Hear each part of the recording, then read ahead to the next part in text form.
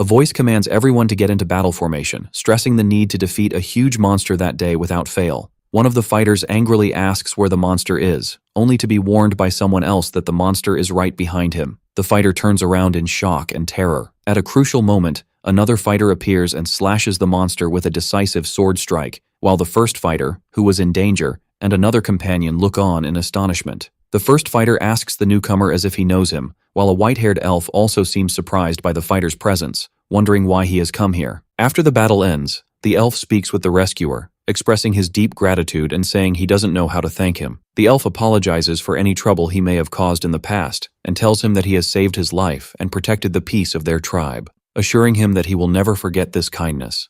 A system message appears, indicating the player's first achievement, an outsider who gained the trust of an elf, granting him free movement in the elf race's territories. The elf adds that his younger sister also has something to say to the fighter. His sister steps forward and reminds him of her previous offer for him to become her companion. The character receives another first achievement, the title, An Outsider Who Gained an Elf as a Companion, allowing him to use equipment of the elf race. The elf maiden agrees to his request, saying she would like that too, then hesitantly adds the word, and. The scene shifts to a joyous wedding ceremony, where the bride and groom celebrate amidst the cheers of the crowd. The fighter and the elf maiden exchange rings and kiss each other. A new achievement notification appears, announcing that the player is the first outsider to marry an elf woman, but a powerful voice suddenly interrupts the notification and orders it to stop. The scene changes completely to a man standing on a stage in front of an audience, telling them he spent countless hours thinking about how to present what he is about to say. The man announces that the game Ares is not just a simple game, but that all the characters in it are equipped with artificial intelligence that allows them to make their own decisions and act based on their own personalities, describing Ares as another world. The audience is stunned, and one person asks if what he just saw was real gameplay footage. The presentation continues by asserting that Ares is not just a realistic game, but that Purium Lighted has created a new world. This was achieved through the application of a superior artificial intelligence, from which a divine being was born, which evaluates users itself and can grant them amazing abilities based on their achievements. The speaker explains that whoever receives a revelation from the god of Ares will gain special powers and can become a hero, or even build their own forces and rule as a king. In short, players can achieve everything possible in reality, and even impossible things can be achieved in Ares. One of the attendees expresses his doubt about whether everything that was said is true, but decides that he definitely wants to try the game because of its amazing quality. Enthusiasm erupts among the audience as they chant the name Mr. Lee Si-jin and ask how to buy it and that they want to start immediately. A comment appears explaining that in the year 2045, the game Ares was developed and the reaction to it was resounding, as its impact was not limited to the gaming industry, but extended to change the culture of the entire world. Its user count surpassed 1 billion in an instant.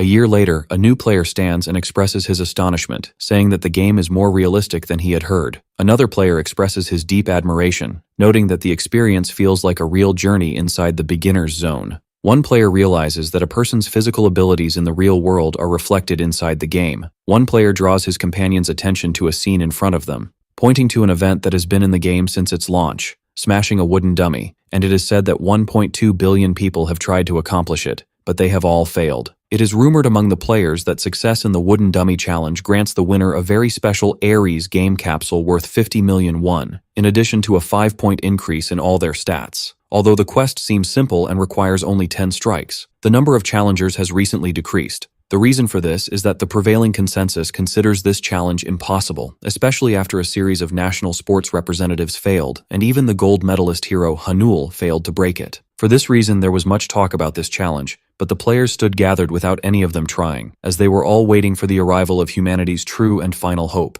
Suddenly, a voice from the crowd asked them to make way, and a burly man named Medusok, who was described as the strongest man among humans, appeared, surprising the onlookers. Medusok looked at the wooden dummy and pointed out that it was the same one Hanul had failed to break. His size was so immense that some commented he didn't seem to be of their same race, and rumors spread that he could defeat a bear with his bare hands. His giant figure stood before the wooden dummy, making it look dwarfed beside him, leading some to speculate that he might succeed in smashing it before completing the 10 strikes. Medusok announced that the precious capsule would be his, then delivered a fierce blow to the dummy. The crowd erupted in cheers of admiration after the wooden dummy was pushed back a great distance by the blow, wondering if a challenger would finally succeed this time. Meanwhile, elsewhere, Two developers were watching the scene, one of them expressing hope that Madusok would succeed so that the protest calls pouring in would stop. But his colleague seemed worried, saying that if this man also failed after Hanul, it would likely cause a huge mess. His colleague explained that the next day's newspaper headlines would be filled with accusations against the company for creating an impossible quest to attract attention, and Ares is obsessed with recruiting users and making money. The employee concluded that if he failed, it would mean they would have to interfere with the Ares system, an unprecedented action. His colleague wondered if the CEO would accept that,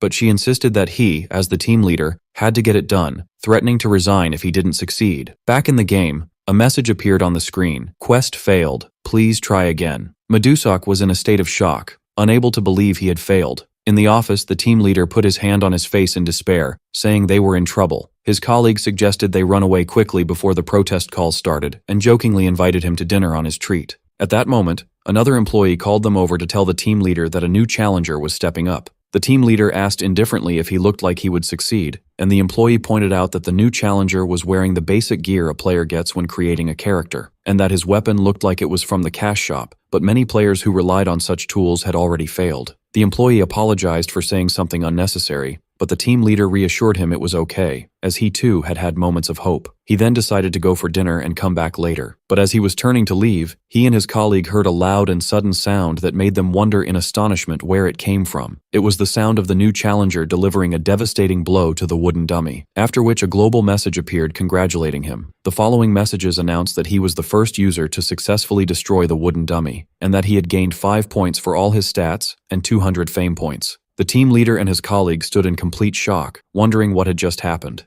and who this skilled player could be, especially since Madusok had been their last hope. Then the team leader realized the amazing truth. This hero was most likely just an ordinary person. In the office, the stunned team leader ordered his colleague to look up the grade of the sword the challenger had used. The employee told him that the search result was a bit strange, to which the team leader replied that this was normal. It would have been strange if it weren't. She then revealed the details, explaining that the sword, named, was of epic grade, with an attack power of 143 and full durability, and had a usage restriction requiring level 40 or higher, with no restrictions on its creator. The team leader was extremely shocked upon hearing that the sword was epic, and began to wonder about the identity of this mysterious man and what his true nature was. The scene shifts to a dream or memory, where the clang of metal echoes in a blacksmith's workshop. The protagonist remembers the blazing fire that was capable of stealing all the sweat from his body, and sees an image of his father working hard in front of the furnace.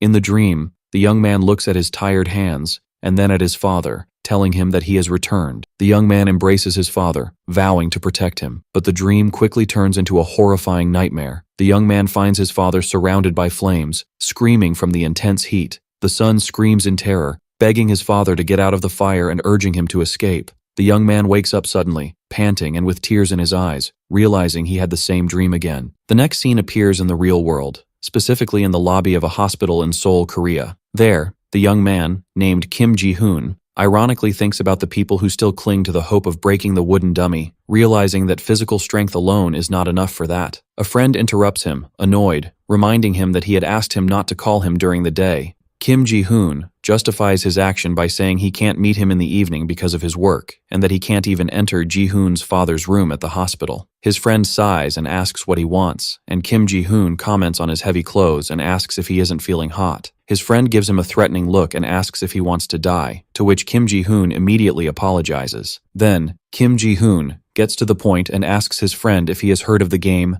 Ares. He explains that it's the most famous game at the moment and operates with a superior artificial intelligence, then tells him about a special event for beginners in the game. He explains that no one has succeeded in this event yet. Even prominent celebrities have failed, but the prize for success is a VVIP gaming capsule worth 50 million won. His friend replies coolly, questioning the point of trying if 1 billion people have already failed, adding that he doesn't play video games in the first place. Kim Ji-hoon admits that it will be difficult, but asserts that it is not impossible, then tells his friend that when it comes to breaking that wooden dummy, he might have a chance, which puzzles his friend. Kim Ji-hoon takes his friend to a place with gaming capsules, revealing that he has prepared a standard Ares gaming capsule for him worth 10 million won, which shocks Ji-hoon. His friend comments that the game is expensive and yet 1 billion people play it, to which Kim Ji-hoon replies that it's worth the investment. He adds that if things go well, players can get amazing rewards and even trade with real-world currency, which is why everyone is flocking to it. Kim Ji-hoon finishes his explanation and suggests they go in, revealing that he has tried the game a little himself. Kim Ji-hoon's friend asks about the source of the expensive gaming capsule, but Kim Ji-hoon ignores the question and urges him to think about how much money they could earn through it. His friend doubts it, questioning if there's any guarantee of profit and calling his friend's idea crazy. Kim Ji-hoon defends his idea enthusiastically, insisting it's an investment and that Ji-hoon has a real chance. His friend demands he explain the basis for this supposed opportunity. Kim Ji-hoon reveals the secret of his confidence, the existence of the blacksmith class in the game Ares. He then addresses his friend as Kang Hyun-soo, revealing his true identity as the only son of a world-renowned master craftsman and his sole heir. Kim Ji-hoon wonders how a wooden dummy could pose a challenge to someone with Hyun-soo's skills. Hyun-soo removes his hat, revealing scars on his face, and tells his friend that he has never seen his true condition since the accident. He says this is his situation now, admitting he's not in a state to try anything. Past memories show the horrific accident, which was a massive fire. Hyun-soo remembers running through the flames, screaming for his father, trying to wake him up and save him from the fire. Hyun-soo recounts how that accident took everything from him. He barely survived, but his father never regained consciousness, and his family was too poor to cover his exorbitant medical costs. Hyun-soo was forced to work in strenuous manual labor jobs. After spending 10 years in his father's footsteps, he remembers the hammer he used to forge countless metals, but even that work has now become a thing of the past, something he can no longer do. Hyun-soo explains to his friend that since the accident, he has been unable to use the strength in his right arm, making manual labor difficult, let alone the craft of blacksmithing. He tells him he will take care of his own problems, but appreciates his attempt to help. He then asks him to return the capsule, calling him a fool for wasting 10 million won, and then leaves, saying it's time for his part-time job. Kim Ji-hoon shouts at him, calling him the real fool, and reveals that he knows about his difficult financial situation and how he struggles monthly to pay his father's hospital bills, wondering how long he can continue like this. Kim Ji-hoon continues his confrontation, asking him about his life and future, and whether he will leave his injured body as it is forever, insisting that this game can fix everything. He reminds him that the full cost of treatment is about 3 billion won, a fantastical amount, but that doesn't mean he should give up. Kim Ji-hoon reminds him of his old passion and dream of living as a blacksmith for the rest of his life, and shouts enthusiastically that he can achieve that in the game Ares. Kim Ji-hoon vows to take responsibility for the 10 million won and begs him to listen to him just once. He pleads with him to give it just one try, promising he won't pressure him after that. The memory of the fire and his trapped father flashes again in Hyun-soo's mind, who stands silently looking at his trembling and weak right hand, as the scene shifts to a construction site where his work is supposed to begin. At the construction site, Hyun-soo tries to focus on his work, thinking that his friend Ji-hoon has filled his head with pointless ideas. He tells himself he must hurry and earn money for his father's treatment. But as he works, a loud clang of metal echoes in his heart, awakening a deep nostalgia for his past. In the end, involuntarily, Hyun-soo finds himself returning to the place with the game capsules, admitting that the sound of metal led him there. His friend's enthusiastic words about his dream of living as a blacksmith and how he could achieve it in Ares echo in his mind. He fondly remembers the blazing fire and the ring of metal that was part of his life, and decides to enter the game, vowing to his father that he will hear that sound again. Upon entering, system messages welcome him to the world of Ares and announce the start of character creation. He is asked to set a nickname,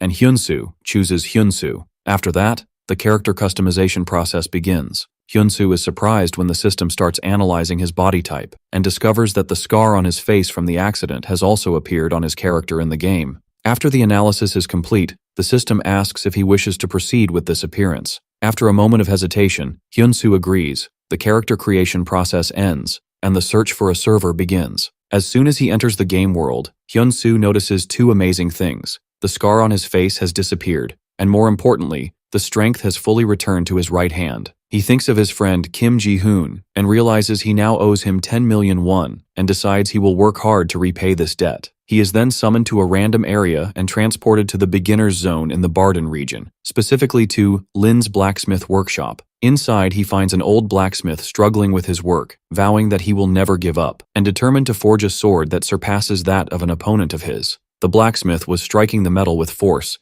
desperately pleading for his attempt to succeed. Hyun-soo calmly interrupts him, telling him that this is not the right way to do it, which startles the blacksmith. The blacksmith is surprised by the presence of a stranger and asks what he just said. Hyun-soo repeats that the way the blacksmith is working is not the proper way. The blacksmith gets angry and asks Hyunsu with disdain, being just a kid and a stranger, what he could possibly know about blacksmithing, and Hyunsu tells him he will never make a strong sword this way. Hyunsu explains that he knows it's none of his business, but he couldn't stand by and watch the blacksmith sincerely try to forge a great sword in the wrong way. The blacksmith scoffs at his words, wondering if he's talking as if he really knows how to do it. After a moment of thought, the blacksmith decides he has nothing to lose and hands the hammer to Hyunsu, challenging him to show what he can do. He tells him he will watch him closely to see if he has the skills to back up his confidence. Hyunsu thinks to himself that his original plan was to approach the blacksmith and ask to use his workshop, but this development might also be in his favor. He then turns to the blacksmith and tells him he has one condition. The blacksmith is surprised by Hyunsu's condition, who explains that if he proves his skills, he must be allowed to keep the sword he makes.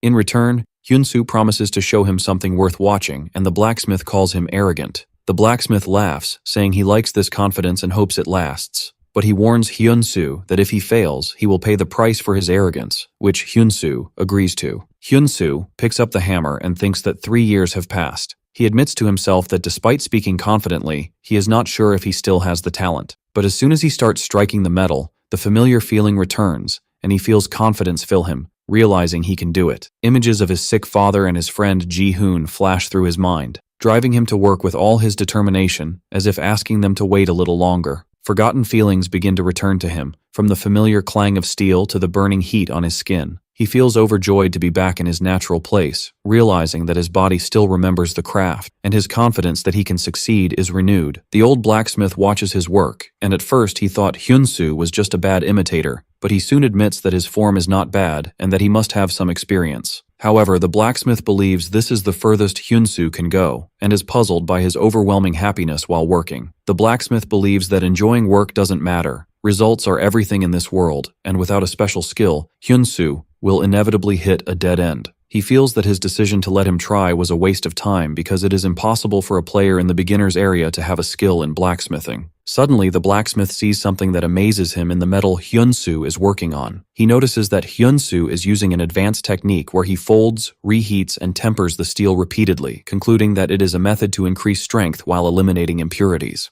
The blacksmith is shocked, wondering how he never thought of such a simple technique. Despite his suspicion that it might just be a trick, he decides to use his special skill to assess the metal's grade. The result shows that the steel has been upgraded from grade D to grade C. The blacksmith cannot believe what he sees. Although he has forged grade C steel before, it has never been upgraded this quickly. The blacksmith admits that Hyunsu was not just babbling, but he still believes this is his limit. He is certain he cannot raise the grade any further, and believes that some cheap tricks will not change the fact that without a skill, Hyunsu is no different from him. Time passes as the blacksmith watches until he is overcome by sleepiness. He wakes up later to discover that it is late and is shocked to see that Hyunsu is still working tirelessly. Hyunsu continues to hammer throughout the night with intense focus. The blacksmith wonders how this young man doesn't get tired. As dawn breaks, Hyunsu finishes his work, and a new evaluation message appears. Steel, grade B, leaving the blacksmith in a state of complete astonishment. He cannot believe it is possible to reach grade B without any special skill. Then he notices that Hyunsu has not stopped yet,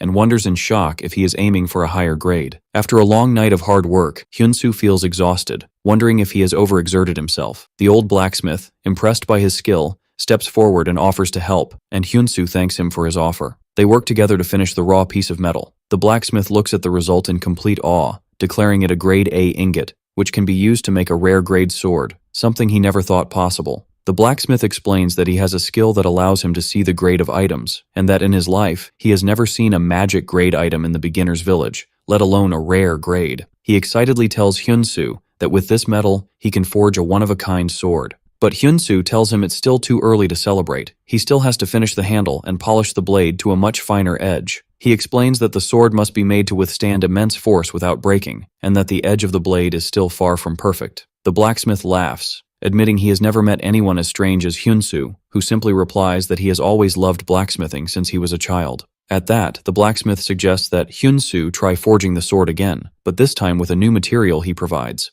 the blacksmith reveals a large, glowing piece of mithril ore, explaining that it is a family heirloom passed down through generations. Hyunsu asks why he is being given something so precious, and the blacksmith replies that he has learned a lot thanks to him and that this ore is far beyond his skills, and he wants to see what kind of sword a true master can make with it. Hyunsu is thrilled at the idea of working with a legendary metal he has only read about in stories. Although it's a risk since he has never worked with it before, he decides he cannot refuse this offer. Then, the blacksmith awkwardly asks if he can call Hyunsu master. Hyunsu flatly refuses his request, threatening not to use the mithril if he insists, and the blacksmith immediately backs down. 1 month later, the legendary sword, Daylight, Epic, is completed, possessing immense attack power and special abilities, and is described as a legendary sword the likes of which will never be seen again in the beginner's zone. Back at the Purium Company Management Center, the developers are reviewing the amazing events of the level 1 player, Hyunsu. The team leader is still impressed, but his colleague urges him to get back to work. She complains about the lack of information available on the player, but then reveals his basic personal information, Kim Hyunsu,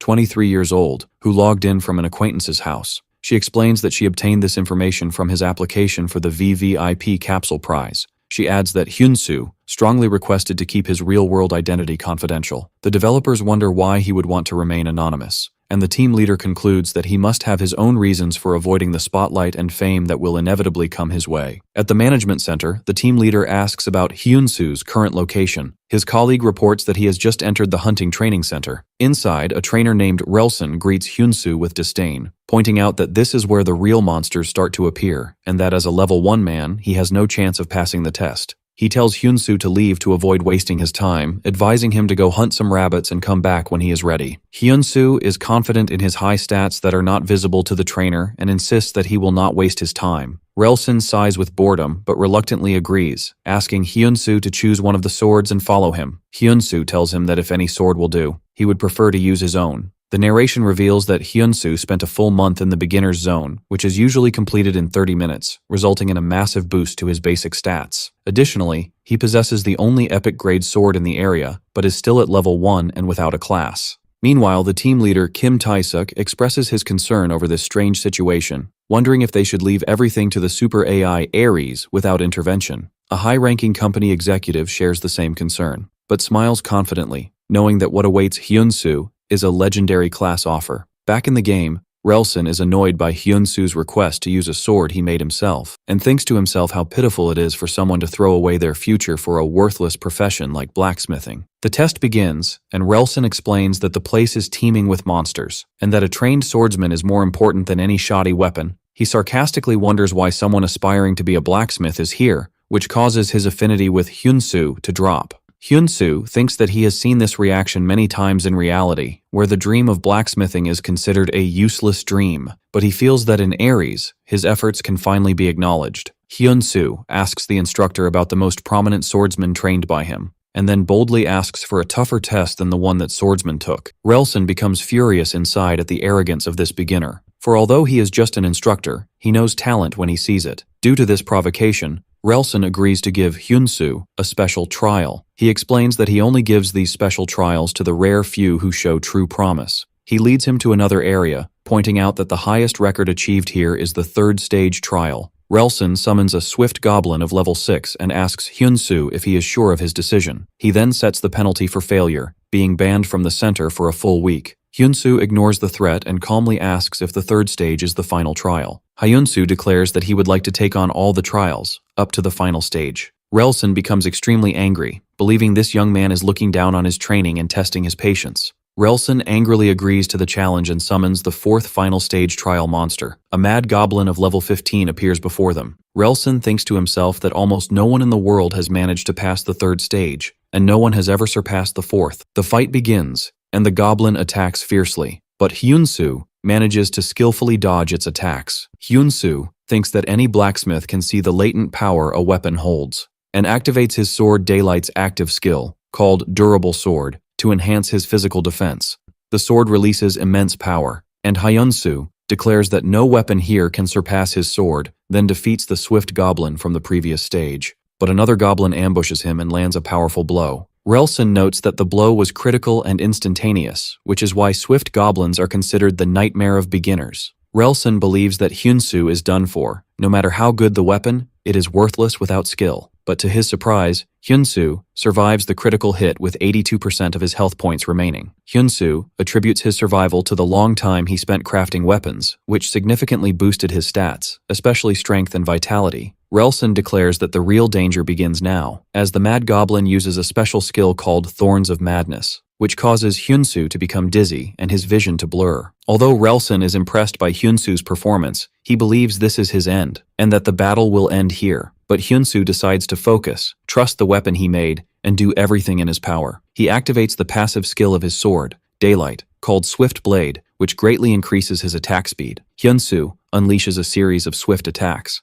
realizing that this way he can close the gap in levels. The developers are shown watching the battle in a state of awe. With a final blow, Hyunsu succeeds in defeating the remaining goblins. Relson stands amazed and joyful, shouting that this young man did what no one else could. He praises Hyunsu, saying that although his strikes seemed random, every drop drew out the true power of the blade, and enthusiastically assumes that Hyunsu must have trained in swordsmanship before. Hyunsu explains that he only learned that a blacksmith should be able to handle the weapons he makes, nothing more. Relson notices the muscles and scars on Hyunsu's arms, a testament to his hard work. Relson realizes he is in the presence of a true blacksmith and apologizes for his previous rudeness, bringing their affinity to its maximum. Relson makes a suggestion to Hyunsu out of respect for his talent, asking him if he has considered becoming a Mad Master, and at that moment, a window appears offering him a class change quest to the legendary class Mad Master. Meanwhile, the developers watch the scene in shock, disbelieving that this illogical event is actually happening. They realize that just the offer of the legendary Mad Master class,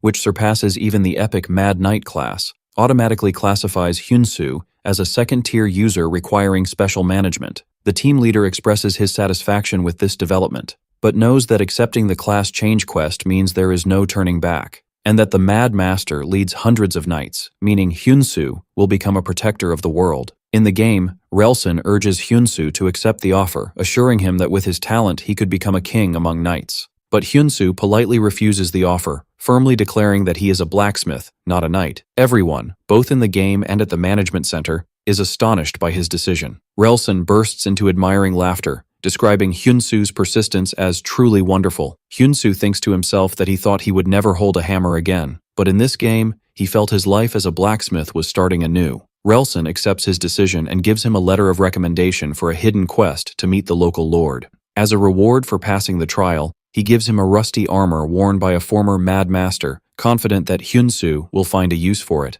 Relson enthusiastically encourages him to prove himself and achieve what others could not, and Hyunsu promises to do his best. The developers conclude that Hyunsu has overcome his biggest crisis and that the spark of potential still remains. Hyunsu has now begun his path to become the god of blacksmithing. The system messages announce the end of the tutorial training period and the start of the main quest, and that the real game begins now. But before he can proceed, he is suddenly logged out of the game. He returns to reality to remember that he has responsibilities, like paying the gas bill. He checks his bank account to find it almost empty, and realizes that his priority is to secure his father's hospital fees and their living expenses. His friend Ji-hoon calls him to ask if he has finished the training zone, and Hyunsu replies that he has just arrived at the village. Ji-hoon excitedly tells him to head to the auction house first. He explains that this is where items are sold for gold, and that gold can be exchanged for real money, revealing that this is the real reason he got Hyunsu into Ares. Ji-hoon concludes his speech by saying that he has never seen anything more wonderful than the swords that Hyunsu and his father used to make.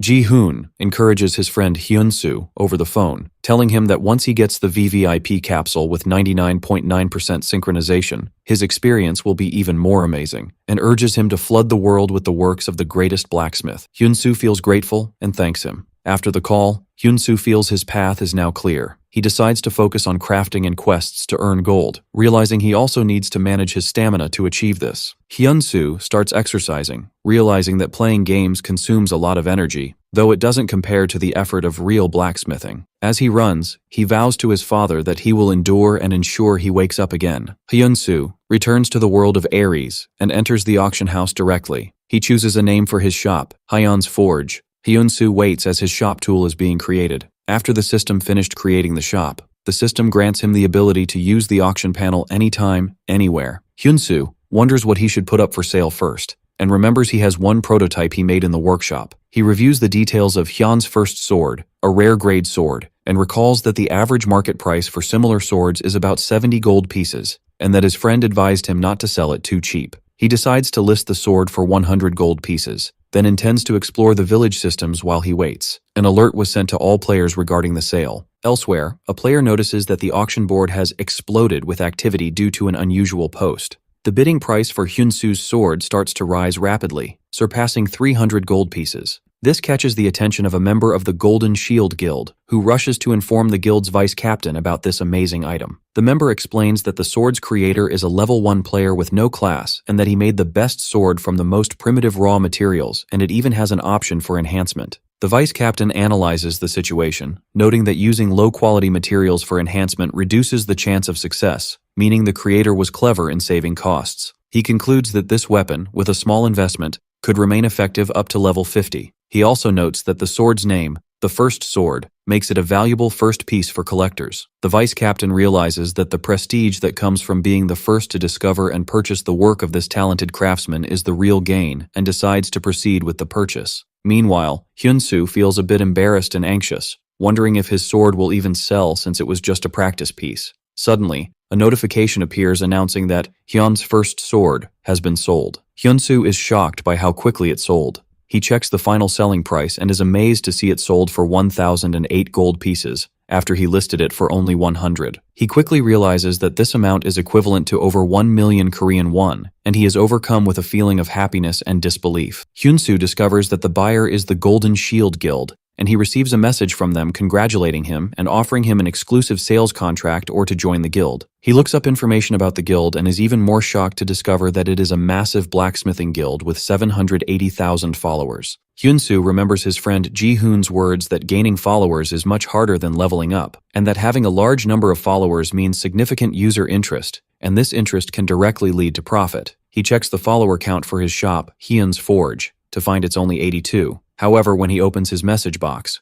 he finds it flooded with offers to join from various guilds. Hyunsu realizes that Ares is the place waiting for the blacksmiths who are disappearing from reality, and that the value of a craftsman's skills shines even brighter when supported by precise data and numbers. Hyunsu decides it's not yet time to join a guild and heads to the Lord's castle, determined to show his true worth, which begins now. In the castle, Lord Vance was talking with his advisor Bell, wondering if repairing an artifact was truly impossible. Bell explains that the restoration process carries a risk of failure, which could lead to losing the piece forever, which is why they must find the best restoration expert on the continent. Vance comments that this expert is only in the capital. Bell confirms he is an eccentric person who refuses to meet anyone, making summoning him difficult. The Lord feels sad that he cannot abandon the affairs of his territory and go himself, especially since the uniquely shaped bow is his father's only legacy. It is revealed that Bell is actually a level 100 scammer player disguised as a blacksmith who has spent a week gaining the Lord's trust to deceive him. Bell offers the Lord to take the bow to the capital for restoration for 300 gold pieces.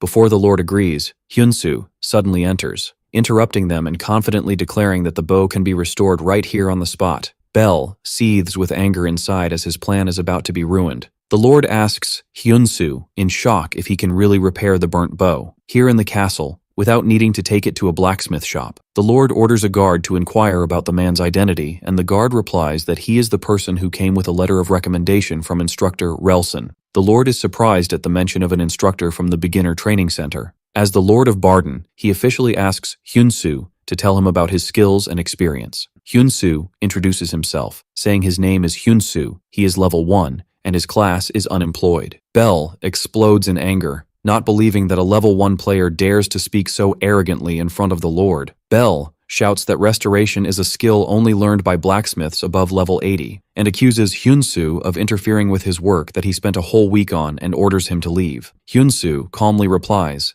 telling Bell that he is mistaken and that this bow is not a recurve bow. Hyunsu corrects Bell's information, explaining that the bow is not a recurve bow, but a gakgung, a traditional Korean composite bow. Confusion appears on the faces of both the Lord and Bell due to the unfamiliar name. Hyunsu addresses the Lord, saying he heard the story from the guard Baker and knows that the Lord wishes to restore his late father's burnt bow, which was a gift from a mysterious foreigner. The Lord confirms that the bow was one of a kind and had never been seen in this land before, but he expresses his weariness of being deceived by strangers with false claims about the family heirloom. He sternly warns Hyunsu to only speak words he can prove. Hyunsu asks to confirm one thing, and surprises the Lord by suggesting that the bow, despite being a gift from a foreigner, was actually made in this very land. Hyunsu explains his deduction, pointing out that he saw a painting of a water buffalo in the hall, and that this animal's horns are considered a precious material even in his world. But what really caught his attention was the bow's curvature, and he reveals the crucial detail. It was made using whale sinew instead of cow sinew, and he asks the Lord for an explanation. The Lord admits that Hyunsu is right,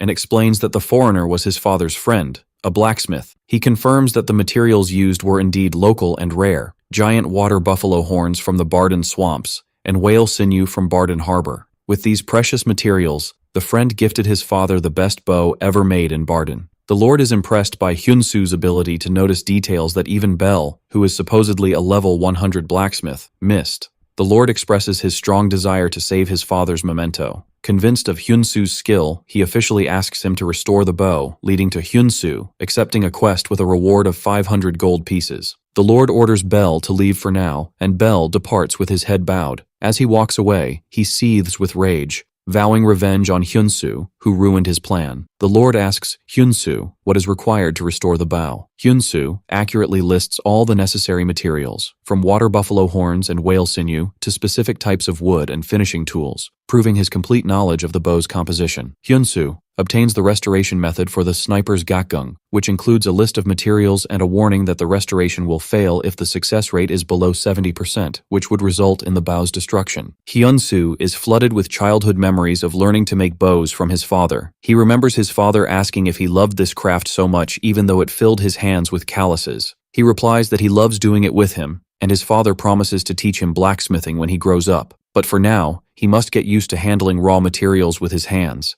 In the present, Hyunsu whispers with tears in his eyes, "Yes, Dad," and thinks about the high synchronization rate of his gaming capsule. He feels the familiar sensation in his hands and is confident he can restore the bow perfectly, just as his father taught him. Upon seeing this confidence and expertise, Lord Vance offers his help. Hyunsu and Lord Vance work hard together day and night, with Hyunsu engrossed in shaping the wooden parts of the bow, while the Lord watches him intently. The Lord admits that working all day is not easy and his strength is starting to wane, but he adds that seeing the happiness on Hyunsu's face gives him the strength to continue. After a full week, the exhausted Lord asks if he can go back, but Hyunsu insists he stay to help install the frame. Hyunsu guesses that the reason the Lord comes every day is his desire to restore his father's memento with his own hands, which the Lord confirms. The Lord explains that this bow is all that remains of his father's memory. Then the Lord asks Hyunsu why he enjoys the work as well. Hyunsu replies with a smile that he also has many good memories associated with this craft. They agree that restoring memories takes time and effort.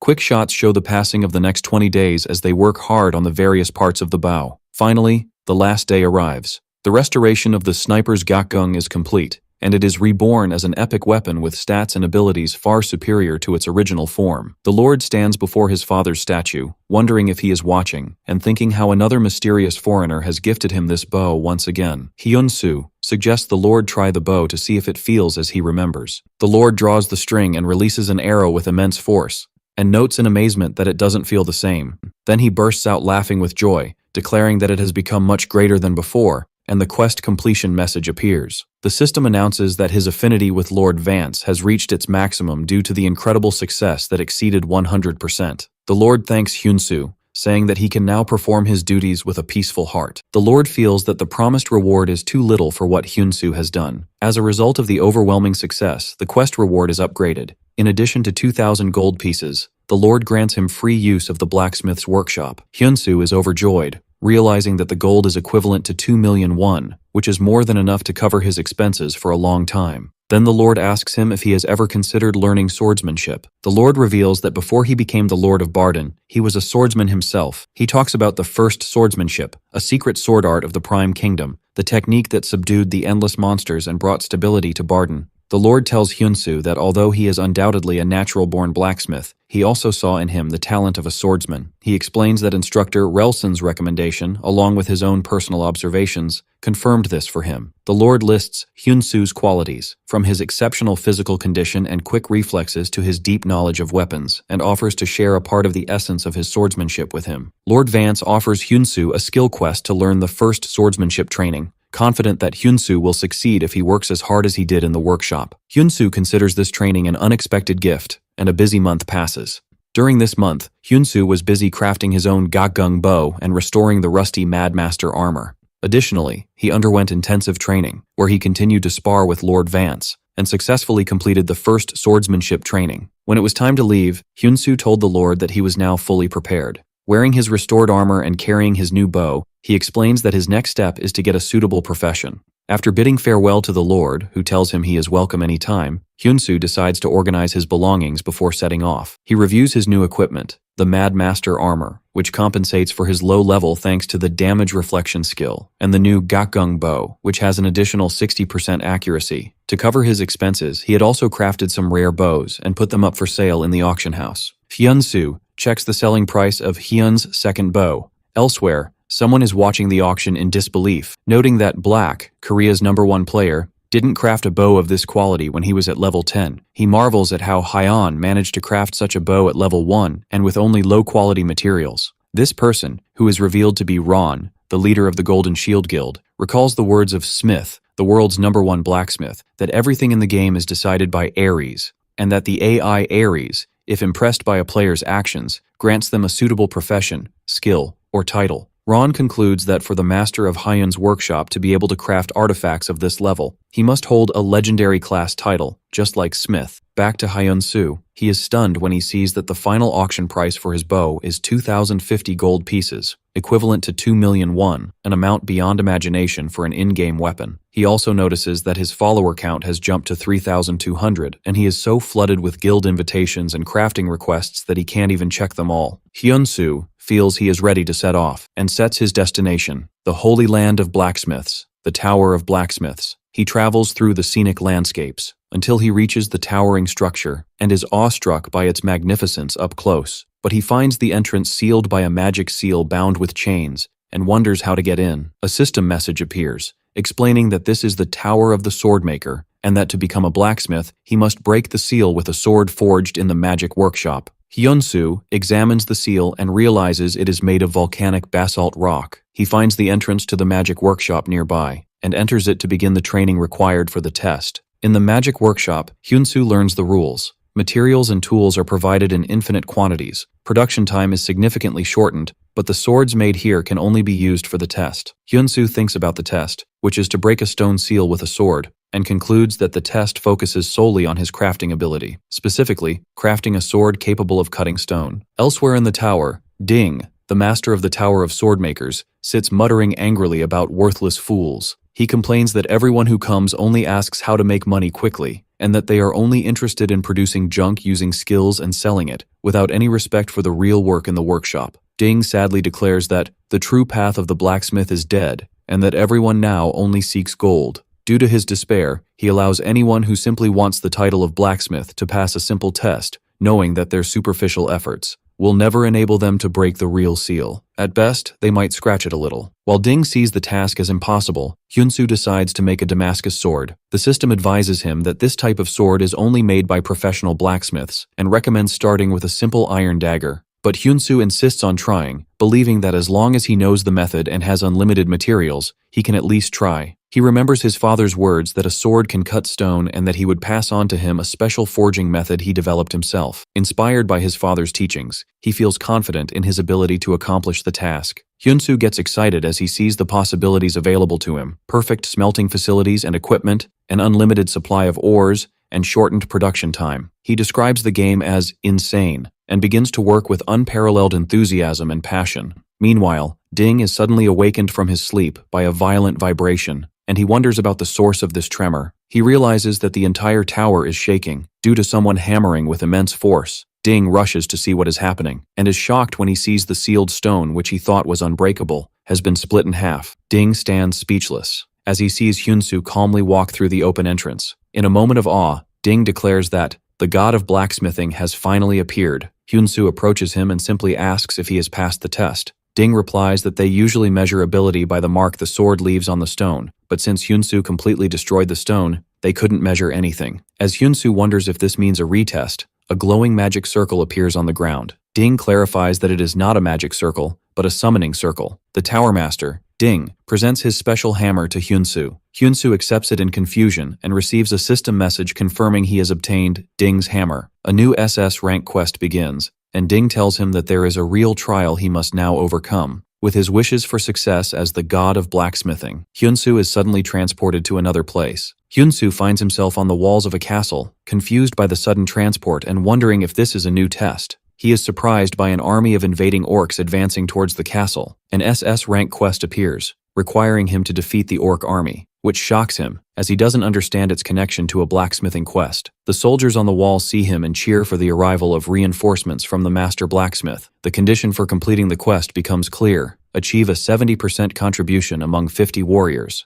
Hans, the leader of the suppression squad, a level 48 warrior, welcomes him. Hans explains that the orc invasion is getting fiercer and that much of their equipment has been damaged, and he asks Hyunsu to use his skills to repair it quickly. Hyunsu clarifies that there is a misunderstanding. He has not yet changed his class to a blacksmith and possesses no skills. Hans asks in bewilderment about the hammer he is holding, and Hyunsu explains in confusion that he received it as part of a class change test and was sent here for an additional test. When asked about his combat experience, he admits that he is still a complete beginner in fighting. The soldiers are disappointed. They were expecting support but got a beginner who needs protection. Hans orders Hyunsu to stay in the watchtower for his own safety until they return. Suddenly, an orc threw a huge axe towards Hans. Hyunsu quickly rushed towards Hans and parried the axe with surprising ease. He then asks Hans if he can join the fight despite being a beginner. Hyunsu realizes that this is the real test. While Hans looks at him in confusion, he feels confident that if he fights as he did against the goblins, everything will be fine. Hans agrees and tells him to follow Ben's squad. Hans charges into battle, taking the lead.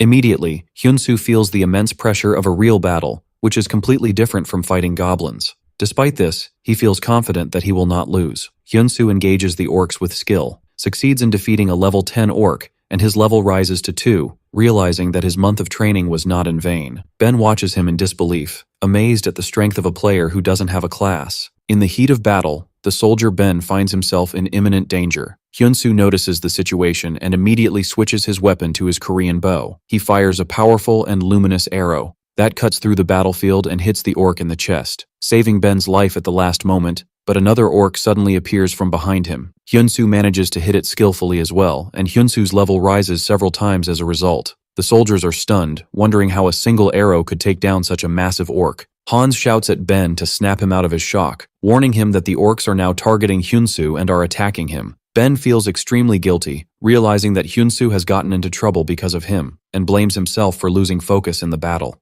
Hyunsu, now surrounded, switches back to his daylight sword and unleashes the rampage skill. The skill randomly attacks all enemies within a 10-meter radius, resulting in the death of many orcs. Hyunsu's level rises again, and his contribution to the mission reaches 19%. Joy overwhelms the squad leader Hans, who realizes that the old master had a good reason for sending Hyunsu. Hans feels that with Hyunsu by their side, they can achieve what they previously could not. Hans looked at Hyunsu with sincere admiration, praising his brilliance and the strength he displayed. Enthusiastically, Hans shouts to his soldiers, declaring that today, with Hyunsu, they will annihilate the orc forces. Hyunsu feels like a real part of the squad as the system announces that his performance has boosted the soldiers' morale. Hyunsu continues to fight, and his contribution rises to 28%. But he wonders why his contribution percentage isn't rising as fast as he expected, even though he is killing orcs faster than anyone else. At that moment, a hidden quest is activated. A new, unprecedented chapter begins with the arrival of a formidable enemy. An orc warrior of level 51 appears, and Hans shouts for everyone to stop. Hans recognizes the enemy, saying that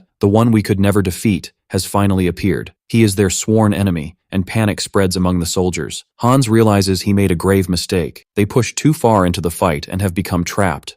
Despite the seriousness of the situation, his soldiers declare that they are ready to fight to the end. Ben agrees with them, shouting that they will never retreat, and Hans orders them to attack, as they cannot continue the battle like this forever. Hyunsu notices that the soldiers have lost their composure and are rushing recklessly. He tries to provide cover for them with his bow, but is shocked when his arrows bounce off the orc warrior's armor. realizing they cannot penetrate its defenses. Although Hyunsu's bow has options that increase its penetration and accuracy, he discovers that the orc warrior's hide is like tough armor, making attacking it with the bow alone impossible. Despair spreads among the soldiers, and one wonders if they should retreat again, but Hans shouts that they can't retreat anymore. The orc warrior charges and easily cuts off Hans's hand. Hans realized that orc was difficult to defeat with his current strength. Hyunsu saw Hans fall to the ground, covered in blood. Hyunsu shouts the leader's name, Hans, in an attempt to alert him. Fear spreads among the soldiers as they hear the orcs roar. A soldier cries out in despair that he can't break through their armor no matter what he does, and another feels that they will all be wiped out.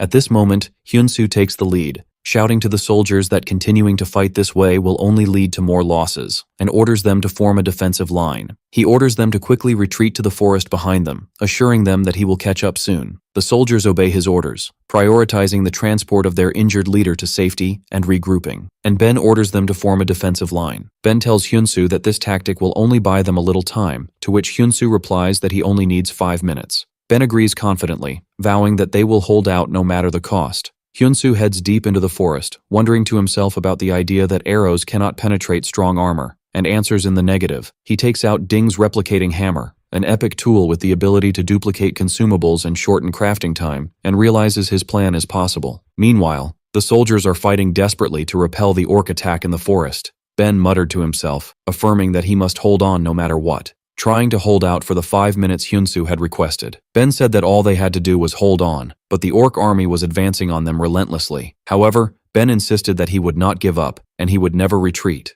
Just as Ben is about to die at the hands of the orc warrior, a mysterious projectile suddenly flies towards the orc, and kills the orc, saving Ben, who wonders in confusion what happened. More projectiles fly from between the trees, hitting the orcs with precision, and it is revealed that Hyunsu is the one crafting and firing them from his hiding place. The orc warrior roars in anger at this new and unexpected tactic. The orc warrior roars in anger as Hyunsu readies his weapons. The soldiers watch anxiously, pinning their hopes on Hyunsu. Hyunsu has crafted special arrows called Pyeonjun, which are of a rare type and have significantly enhanced penetration power and speed, capable of even shattering rocks. He crafted them using a bamboo guide called a tonga, and replicated the short arrows Egisol using Ding's hammer. By combining these arrows with his Gakgung bow, a set effect is activated that increases his attack power and penetration ability. The orcs continue their fierce assault, and the soldiers fight valiantly in an attempt to create an opening for Hyunsu to attack. Hyunsu seizes the opportunity and fires his special arrow, which hits the orc warrior's helmet directly. Hyunsu knows that the penetration power of this type of arrow is equivalent to that of a rifle shot.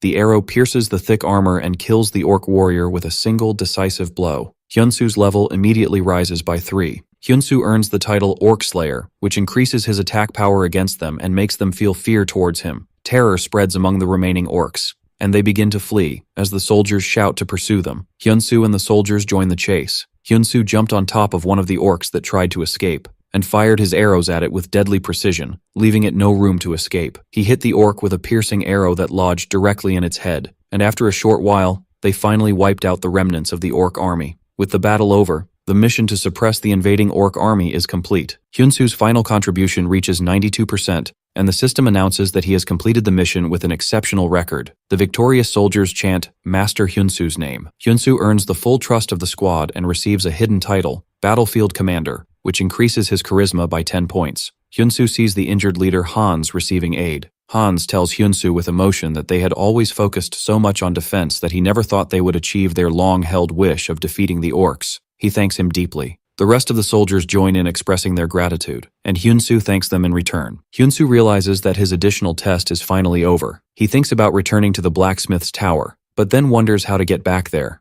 As Hyunsu wonders how to return, the scene shifts to the central Tower of Blacksmiths, where Ding stands, mournfully declaring that the Blacksmith Tower has fallen into a state of decline. He explains that all the glory and honor have gone to the knights, while only those blinded by gold coins come to their tower. Ding asserts that they need someone worthy of wielding the legendary sword that will fulfill the prophecy, someone who carries the true spirit of a blacksmith. Many candidates have failed to fulfill the ancient prophecy of the god of blacksmiths, which foretold the appearance of a successor who would restore their glory and prosperity. He is interrupted by one of the tower masters, named Coulson, who sarcastically asks if, among all the tower masters, the great Ding is the only one qualified to face the sword's test. Coulson scornfully wonders if the chosen one is just a hoax. and why they were all summoned in the midst of their busy schedules just to grant testing rights to a strange foreign youth. Ding retorts, scolding Coulson and asking if he hadn't read the letter he sent, explaining that Hyunsu earned this right on merit after passing the test they had set. Ding adds that Hyunsu, despite not having changed his class yet, has shown incredible skill in blacksmithing, leading soldiers, and annihilating orc warriors. The others are shocked upon hearing the word annihilation, not believing that someone who hasn't even changed his class could do that.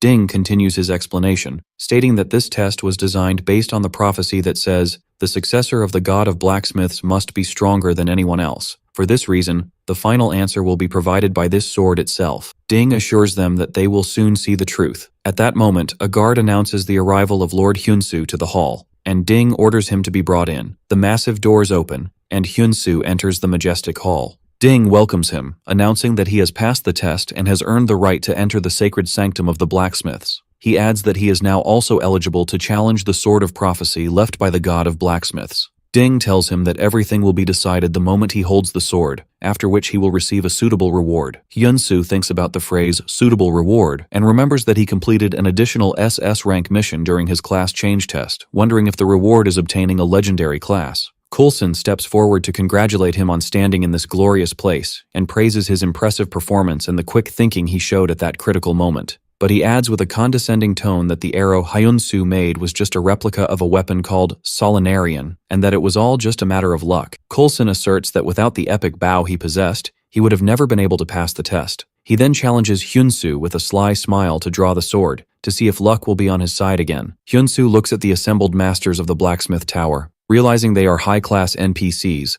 and that each of them has built the legends of Ares. He sees that Coulson, the master of the Bow Blacksmith Tower, has a formidable level of 365, and everyone in the hall possesses titles and levels that inspire awe as blacksmiths. Although they are certainly impressive, Hyunsu does not feel that his skills are inferior to theirs. He wonders to himself that if they competed on pure skill alone, without relying on titles, he could win. As Hyunsu approaches the legendary sword, it suddenly glows with immense power, releasing a wave of energy that shocks Ding, Coulson, and all present. The sword glows with immense power and explodes in a flash of dazzling light that engulfs the entire hall. Hyunsu wonders in shock what is happening as he is surrounded by the bright energy. When the light dissipates, Hyunsu finds himself standing in the same spot, but he wonders in confusion where the sword, which has completely disappeared, is. At that moment, Ding realizes what has happened and exclaims that this is how the prophecy is fulfilled. Ding laughs loudly, realizing that they had been inventing rituals and procedures all this time, and that the true successor didn't even need to touch the sword to prove his worth. On the other side, Coulson curses the situation with intense anger, unable to accept what has happened. A system message appears congratulating Hyunsu, announcing the appearance of the first god class in the world of Ares. Coulson's anger flares as he wonders how this novice could receive such an honor. The system message confirms that Hyunsu has advanced to the god of blacksmithing class, leaving Hyunsu and Ding in a state of shock, for this is not just a god class, but the first of its kind in the entire game. Hyunsu gains a unique SSS rank title, God of Blacksmithing, which grants him exceptional abilities. He is now unrestricted by material level when crafting, and his experience automatically increases depending on the type of item made. Most importantly, the prophecy confirms that as a blacksmith, he will become stronger than anyone else. A new class quest, Test of the Sword, also appears, which will begin when he reaches level 100. The other Tower Masters whisper among themselves that the sword has chosen the foreigner, and that the prophecy of the successor to the god of blacksmiths has been fulfilled. But Coulson shouts that he can never accept this. Coulson argues that they, as masters of the tower, have waited a long time for the great successor who will receive the revelation of the god of blacksmiths, and that they cannot conclude that the sword's choice is the will of the god himself. Ding shouts at him to stop, asserting that the prophecy is absolute. Coulson replies that what is happening is a farce, and reminds them that the prophecy also says the successor must have the recognition of all the tower masters. Accordingly, as the master of the Bow Blacksmithing Tower, Coulson officially challenges Hyunsu to a blacksmith's duel. Coulson lays out his conditions clearly. If Hyunsu defeats him in this duel, he will recognize him as the successor. But if Coulson wins, Hyunsu must renounce the position the Sword of Prophecy has chosen for him. Ding becomes angry with Coulson for losing his senses and orders the others to restrain him immediately. Coulson looks disdainfully at his colleagues, then tells Hyunsu sarcastically that he can run away if he wants, in which case he will grant him the position of Deputy Tower Master, as long as he submissively receives his training. Coulson laughs insolently, but Hyunsu calmly and confidently replies that he accepts his challenge. At that moment, a secret skill of blacksmiths manifests, which is that they speak through their craft. Hyunsu gains the ability to use custom god crafting. A new S-rank quest titled Duel of the Blacksmiths appears, with the objective of winning the duel against Coulson. Coulson explains that their way of dueling is different from knights. It is a clash between two works forged with the souls of their creators in the foundry. The rule is simple. The two swords they make will collide, and whichever one breaks first, its owner loses. Coulson tells him that the best blacksmith workshop has been set up inside the hall, and since Hyunsu has now acquired blacksmithing skills, one day should be enough for him to make his weapon. Coulson adds sarcastically that if Hyunsu is truly the god of blacksmithing, then he will see him tomorrow. After Coulson leaves, Ding warns Hyunsu that he accepted the duel too recklessly, explaining that Coulson is one of the most skilled masters of the tower. Hyunsu agrees, admitting that if he were still in his previous profession, this would have been a losing battle for sure. In the world of the game Ares, amazing skills and enhancements are granted based on level and titles. And furthermore, each of the tower masters possesses unique special abilities. But Hyunsu realizes that when his class changed to a god class, those differences disappeared. Now, the only real difference stems from pure skill, thanks to the new skill he has acquired. Hyunsu had obtained an active god-rank skill called Custom God Crafting, which allows him to create a fully customized artifact and grant it any effect he desires, with the crafting difficulty increasing as the desired effect's grade rises. Meanwhile, in his workshop, Coulson recalls his past. He remembers how he was a blacksmith who made swords, and how he was the rightful heir to the sword crafting trade that his family had passed down through generations.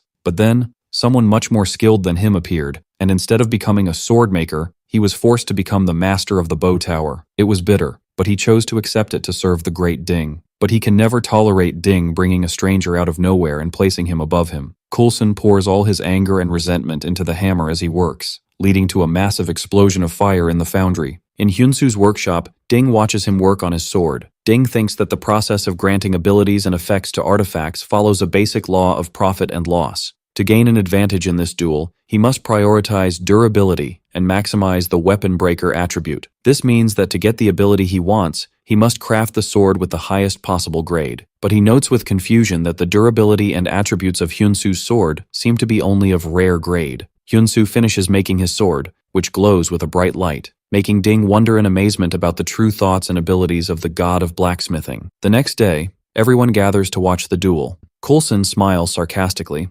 assuming that Hyunsu managed to make something because he didn't run away. He asks him to show him if he truly deserves to be called the successor of the gods. Coulson presents his sword first, revealing Coulson's Dark Knight, a unique sword with a durability of 12,000 and an attack power of 664, in addition to special abilities that increase its durability by 35% and grant it the latent Weapon Breaker skill. Ding and the rest of the attendees admire Coulson's exceptional skill and how he managed to create such a unique and flawless sword overnight. Coulson boasts that his sword is a magnificent masterpiece, imbued with his family's traditions and secret techniques, and then demands that Hyunsu show him his sword. Hyunsu reveals his sword, which shocks Coulson and Ding. It was Hyun's first custom-made sword, of rare grade, with a durability of only 1,000 and an attack power of 177. One of the tower masters looks on with contempt, considering Hyunsu's sword ridiculous, and thinks that Coulson might have been right after all. Coulson smiles triumphantly, believing that Ding has made a grave mistake this time, and that he is wasting his time with a scoundrel and his pathetic game. Coulson shouts that it will end here and rushes towards Hyunsu for the swords to clash. Hyunsu stands firm against the fierce attack, and the sounds of clashing metal echo in the hall. Suddenly, a loud shattering sound is heard, and Ding and the rest of the onlookers watch in complete shock. Coulson's unique sword, Dark Knight,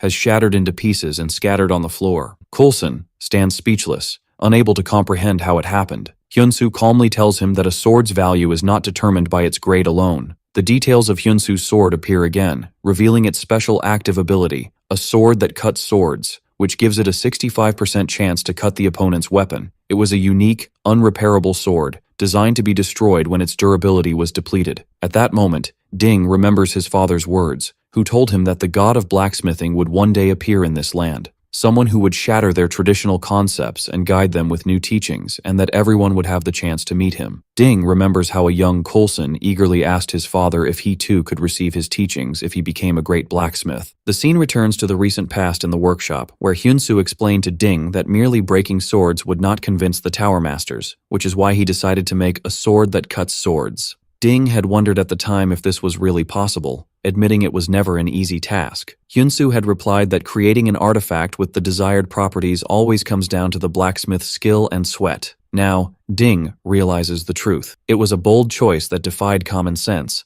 backed by the knowledge and ability to turn such a vision into reality. He concludes that Hyunsu possesses all these qualities. The stunned Coulson looks at his shattered sword and whispers the name God of Blacksmithing, wondering to himself if he too could one day make such a sword. Hyunsu looks at him with a calm smile, and tells him that for him, the word impossible does not exist. Coulson falls to his knees, admitting his defeat. Hyunsu declares to Coulson that he now stands before the god of blacksmithing, and a window appears announcing that the duel of the blacksmith's quest has been successfully completed. As the tower stands tall in the background, the tower masters approach Hyunsu and ask him to accept his reward. They present him with a box containing 500 gold pieces, as well as a scroll containing a recipe for crafting a legendary bow, one of the 10 treasures of the blacksmith's tower. Coulson admits that this is a bow recipe he himself could never complete, and that giving it to someone on their way to becoming a powerful being is its proper use. Ding tells Hyunsu that now that the god of blacksmithing has finally appeared, they will strive anew, and asks him to aim for the pinnacle of power. He encourages him to explore a wider world, declaring that the growth of the god begins now. The scene shifts to the real world, where Hyunsu is celebrating with his friend Ji-hoon. Ji-hoon expresses his happiness and surprise that he is drinking beer on Hyunsu's tab, and enthusiastically congratulates him on obtaining a god rank class, calling it insane. Ji-hoon tells him that he recommended the game to him because it was a shame to waste his talent, but he never imagined he would be this talented at playing. He adds that after all the suffering Hyunsu went through in the blacksmith's workshop, he is finally seeing the light. Ji-hoon asks what difference the god class makes, and Hyunsu replies that he doesn't think there's anything drastically different at the moment. Hyunsu clarifies that more importantly, he has to pay his father's hospital bill tomorrow, and that in the meantime, another 10 million won has been added to the treatment costs. Ji-hoon tells him that he has inquired about his father's new medicine, but since it's not covered by insurance, its cost is at least 20 million won. Additionally, Ji-hoon reminds him of the costs for Hyunsu's own burn treatments. Ji-hoon concludes that just having the class won't be enough to make money. There's a physical limit to the number of artifacts he can craft and sell. He explains that essentially, he needs to level up and gain fame, as the growth of the god begins now. He advises him to build a relationship with the most famous person in Ares, as that way he can get much larger rewards and rare items even from quests of the same grade, and then use that as a basis to craft top-tier artifacts again. Hyunsu thinks about the idea of building a relationship with the most famous person in the game, and Ji-hoon excitedly tells him he has an idea and asks him to wait a bit. Ji-hoon cheerfully announces that his big brother will achieve the best accomplishments and help him advance. Hyunsu scoffs at him and just asks him to try not to get fired from his job. Ji-hoon shows his friend news from the Ares user community, where everyone is talking about how the player, Lord, who is always ranked 21st, has finally reached a legendary class. But Ji-hoon clarifies that this isn't the really amazing part. The amazing thing is that Lord managed to defeat Sword King Barad, something no one had ever done before, as no one had ever even managed to hit him. Players wonder how Lord managed to achieve this. Meanwhile, Hyunsu thinks about the hospital costs of 30 million won per month, and that he has to pay the overdue bills today. He realizes that even if he combines the quest rewards and auction profits, the amount won't be enough, and he cannot let his father's treatment stop. At that moment, Hyunsu receives a notification on his phone that a sword he made has been sold for 53,310 gold pieces, and that the buyer is Lord. Hyunsu immediately runs to the hospital reception, and tells the receptionist that he would like to pay all the outstanding medical bills today, immediately. Hyunsu firmly decides that he can never stop playing Ares now. In the game, he receives a message from Lord, thanking him warmly. Lord explains that thanks to Hyunsu's sword, he was able to fulfill his wish of passing Barad's test, and adds that if one understood the true value of the sword he made, they would realize that the 50 million won he paid is not a large sum at all. Lord's message explains that Hyunsu's sword managed to cut the Sword King's own sword and create an opening, which clearly surprised the king. Lord continues his message, telling Master Hyan that the king of the Goyard Kingdom, the Sword King Barad, is waiting for him. Hyunsu reads in confusion that the king wants him to make him a sword, and Lord urges him to go and meet him. Hyunsu realizes that this opportunity could solve all his problems, from his father's hospital bills to the new medicine. He firmly decides that he must go to meet Barad,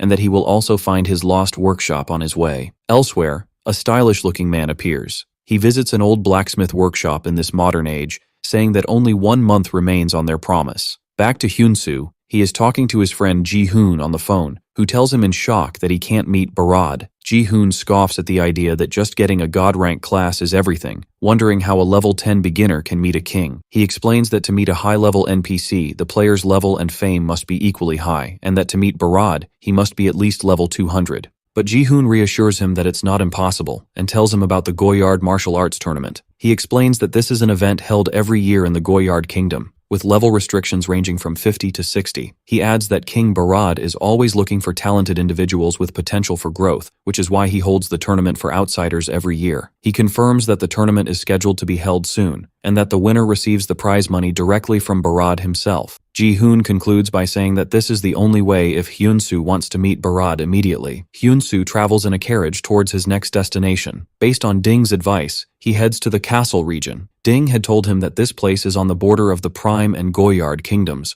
where a daily war with the undead rages, and that they would need his abilities more than anyone else. The castle region is a regional battle zone where they fend off the invasion of undead monsters. According to Ding, this place is the fastest for leveling up. Hyun-soo is determined to accomplish the upcoming mission no matter what. Upon arriving in the castle region, he is greeted by Centurion Render, who asks if he is part of the reinforcements from the capital. The commander tells him his timing is perfect, and that they are in dire need of everyone they can get right now. The commander explains that the number of invading undead is constantly increasing. Hyun-soo asks if he knows the reason, and the commander replies in the affirmative. He explains that when the holy Ramasi bell used to ring in the castle region, the invading undead would be weakened, making them easier to exterminate. Until now, the sound of the bell had prevented distant undead from approaching, but a short while ago, the bell was shattered to pieces. The commander adds that they were caught by surprise and were fortifying their defenses, but the enemy began to sense this and is slowly approaching. Hyun-soo asks Commander Render if the bell cannot be repaired. Render suddenly realizes Hyun-soo's identity and eagerly asks if he came on behalf of Master Ding, to which Hyun-soo confirms he was indeed sent by Ding, the master of the Tower of Swordmakers.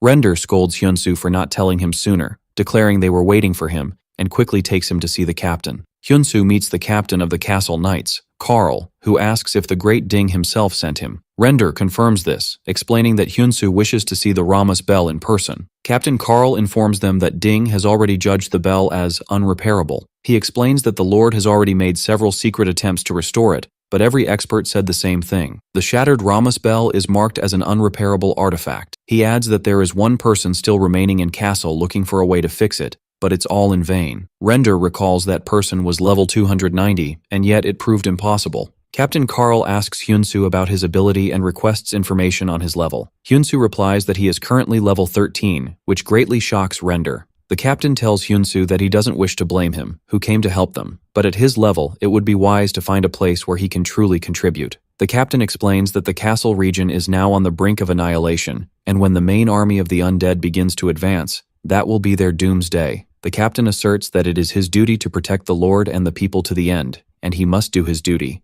At that moment, a soldier bursts in, shouting that the undead are attacking the eastern wall. They are ghouls, and a massive swarm of them is rushing towards them. It appears the ghouls' level is 41. The captain orders his men that the situation is critical and they must hold the gates at all costs. He then orders Render to follow him, and tells Hyun-soo that everything they discussed must remain a secret. Hyun-soo thinks that if it's like the Orc War, he can handle this situation, as a new regional war quest begins, requiring him to repel the invading ghouls and defend the gates. Hordes of ghouls rush towards the walls. The soldiers fight fiercely, and Render explains that undead monsters are hard to kill without weapons imbued with holy power, so they must strike the same spot repeatedly. Render watches in amazement as Hyun-soo fells a ghoul with a single arrow to the head. Despite not possessing any holy power, Hyun-soo uses the flying arrow skill, which pierces through rows of ghouls with a single powerful strike. The arrow shot forth with force, piercing through the bodies of the ghouls one after another. The soldiers cheer enthusiastically, while Render declares he will take them all down no matter how many there are. Hyun-soo thinks to himself that this isn't as bad as he thought, and that if things continue like this, they will succeed in completing the mission. A system message announces the start of a new story. Suddenly, a new threat appears, and a quest requiring the defeat of a giant siege ghoul appears. The soldiers scream in terror at the appearance of the giant ghoul and realize they must call the captain immediately. But another soldier explains that Captain Carl is busy defending the gate and has no extra forces to offer. As the danger approaches, Render fears that the wall will fall. Hyun-soo announces that he will draw the monster's attention for a moment and jumps off the wall. The soldiers scream in alarm, warning him that it's too dangerous on his own. Down below, Hyun-soo confronts the giant ghoul. skillfully dodging its attacks and delivering counterblows. Hyunsu succeeds in drawing the massive beast's attention, and Hyunsu thinks that once he takes it down, things will go smoothly. He continues to dodge the ghoul's brutal attacks, and decides he must first pull it as far away from the wall as possible. He wonders if he has successfully drawn its full attention, but the ghoul suddenly attacks him with overwhelming force. Hyunsu is surprised by the beast's immense speed. To create some distance for himself, he switches his weapon to his bow, and fires a flying arrow while sliding on the ground. The arrow hits the ghoul's head directly, but the arrow bounces off, without causing any damage at all, which shocks Hyunsu. The ghoul retaliates with a fierce attack, causing Hyunsu's health points to drop below 10%. A system message warns him that when his health points reach 0%, he will be forcibly logged out. Hyunsu screams, refusing to let it end this way, but he falls to the ground defeated. Hyunsu gets to his knees, wondering about the absurdity of the forced logout concept. He realizes that if he fails to complete this event, he will not be able to participate in the Goyard martial arts tournament, and if that happens, his father's hospital bills, his own treatment, and restoring his path as a blacksmith will all become impossible. He refuses to go back to being a hopeless person, realizing that this game was his only chance to change his reality. With determination, Hyunsu declares he cannot give up here no matter what. He fires another arrow that hits the giant ghoul, which screams in pain, but the monster retaliates with a fierce sonic attack, causing Hyunsu's health points to drop below 3%. Despite his severe injuries, Hyunsu screams that he will never give up, and prepares to fire another arrow, asserting that it's not over yet. But he is horrified to discover that his bowstring has snapped. The ghoul seizes the opportunity and launches a devastating attack, bringing Hyunsu's health points down to just 1. As he is on the verge of defeat, Hyunsu refuses to give up this way. Due to his absolute persistence, a system message appears, announcing that a special condition has been met. The message explains that with health points below 5%, his strong desire and will have met the qualifications of the god of blacksmithing, allowing him to acquire a new skill. Hyunsu acquires the emergency god crafting skill, through which he must forge a weapon within 20 seconds. This weapon can only be used for 30 seconds. Hyunsu realizes this is his chance. The emergency god crafting process begins with a 19-second countdown. Hyunsu knows this is his last chance to complete this mission. He selects the materials, and begins crafting the weapon with incredible speed. As the countdown continues, as the timer hits 0, Hyunsu finishes making a brand new sword and leaps towards the monster again. He lets out a war cry, charges towards the giant ghoul, and uses the Scythe of Death sword skill. For a moment, the giant ghoul froze in place, as if time had stopped around it, and he pierces it with his new sword in a single finishing blow. The giant ghoul falls defeated, and the exhausted Hyunsu looks at the scene. He smiles in victory, realizing he has succeeded. A system message announces he has eliminated the giant ghoul and gained immense experience, raising his level to 38. Hyunsu thinks with relief that this level is sufficient to participate in the tournament. Hyunsu collapses from exhaustion as Render, and the soldiers rush towards him, calling his name. Hyunsu later wakes up to find himself in a bed and fully bandaged. He sits up, wondering how much time has passed, and asks about the ghoul's fate. When Hyunsu wakes up, he finds himself surrounded by soldiers who are chanting his name and calling him a true hero. One of the soldiers approaches and thanks him, explaining that it was thanks to him they were able to survive that day again. Captain Carl also comes and thanks him, asking how he did it. Hyunsu replies that he is not sure how to explain it, and thinks to himself that any explanation he gives would seem unbelievable. The captain insists he not be so modest, asserting that he was the one who led today's battle. Hyunsu thinks about his strategy. He realized that ghouls, like ghosts, are weak to holy power. This reminded him of the Sword of the Four Symbols, a sword known for its ability to exorcise evil spirits and ward off disasters.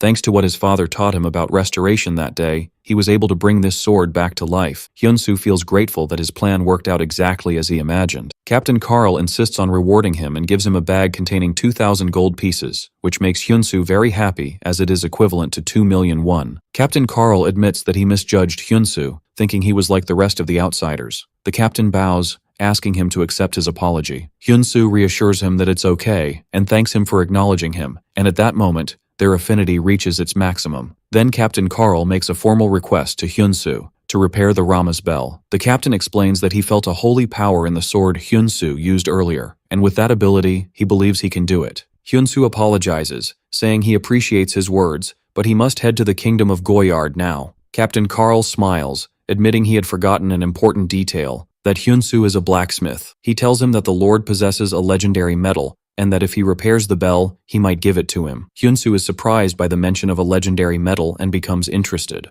Captain Carl takes him to see the bell. He reveals a pile of golden fragments, explaining that this is the Rama's bell. Hyunsoo is shocked. The bell is not just broken, but completely shattered. The captain asks him if he can really remake it, and if he can believe it. Hyunsoo admits that it's worse than he expected, but he believes there must be a way. At that moment, a woman approaches them, and coldly declares that the bell cannot be repaired. She adds that even at her level of 290, she cannot do it, and wonders how he can claim to be able to. She accuses him of being a fraud. Earlier, a woman named Belle, or team leader Kim, announces she is leaving the guild. The master of the Golden Shield Guild, Krone, asks her in shock why she is suddenly resigning, and if she doesn't care about everything she has built so far. She replies that she is tired now. Krone tries to persuade her to stay, saying that if she can bring in the blacksmith Hyun this time, things will get better. But she angrily retorts that this is the problem, and asks him how they can offer 500 million a year to a random player. Krone argues that the blacksmith Hyun sold his first crafted sword for 50 million won, and that if they can recruit him, the guild will rise quickly. Bell reminds Crown that the blacksmith they brought in before was just an external source,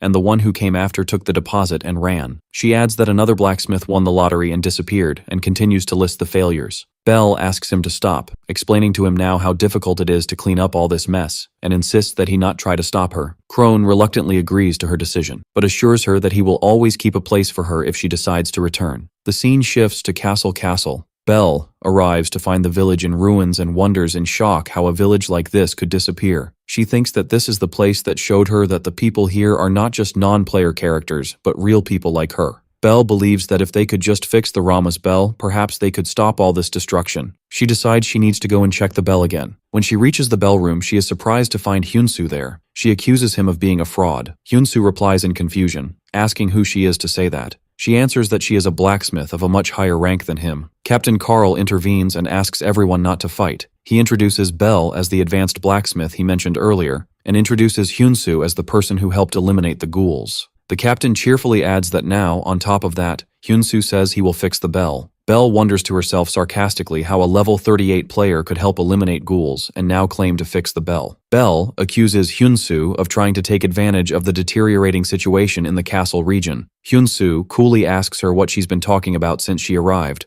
Hyunsoo ignores her and begins to examine the bell fragments, wondering if they have changed in some way. A system window appears confirming that the Rama's bell is imbued with holy power, is completely destroyed, and repair is impossible. Hyunsoo concludes that there is no chance of repair through traditional methods. He then takes a hammer and strikes one of the fragments with force. Belle screams in terror, telling him to stop. Hyunsoo speaks calmly and tells her that it is possible. He explains that restoration is possible. Belle asks him angrily if he doesn't know the meaning of unrepairable artifact. At that moment, a soldier rushes into the room shouting for the captain and tells them that the undead are pouring in massive numbers.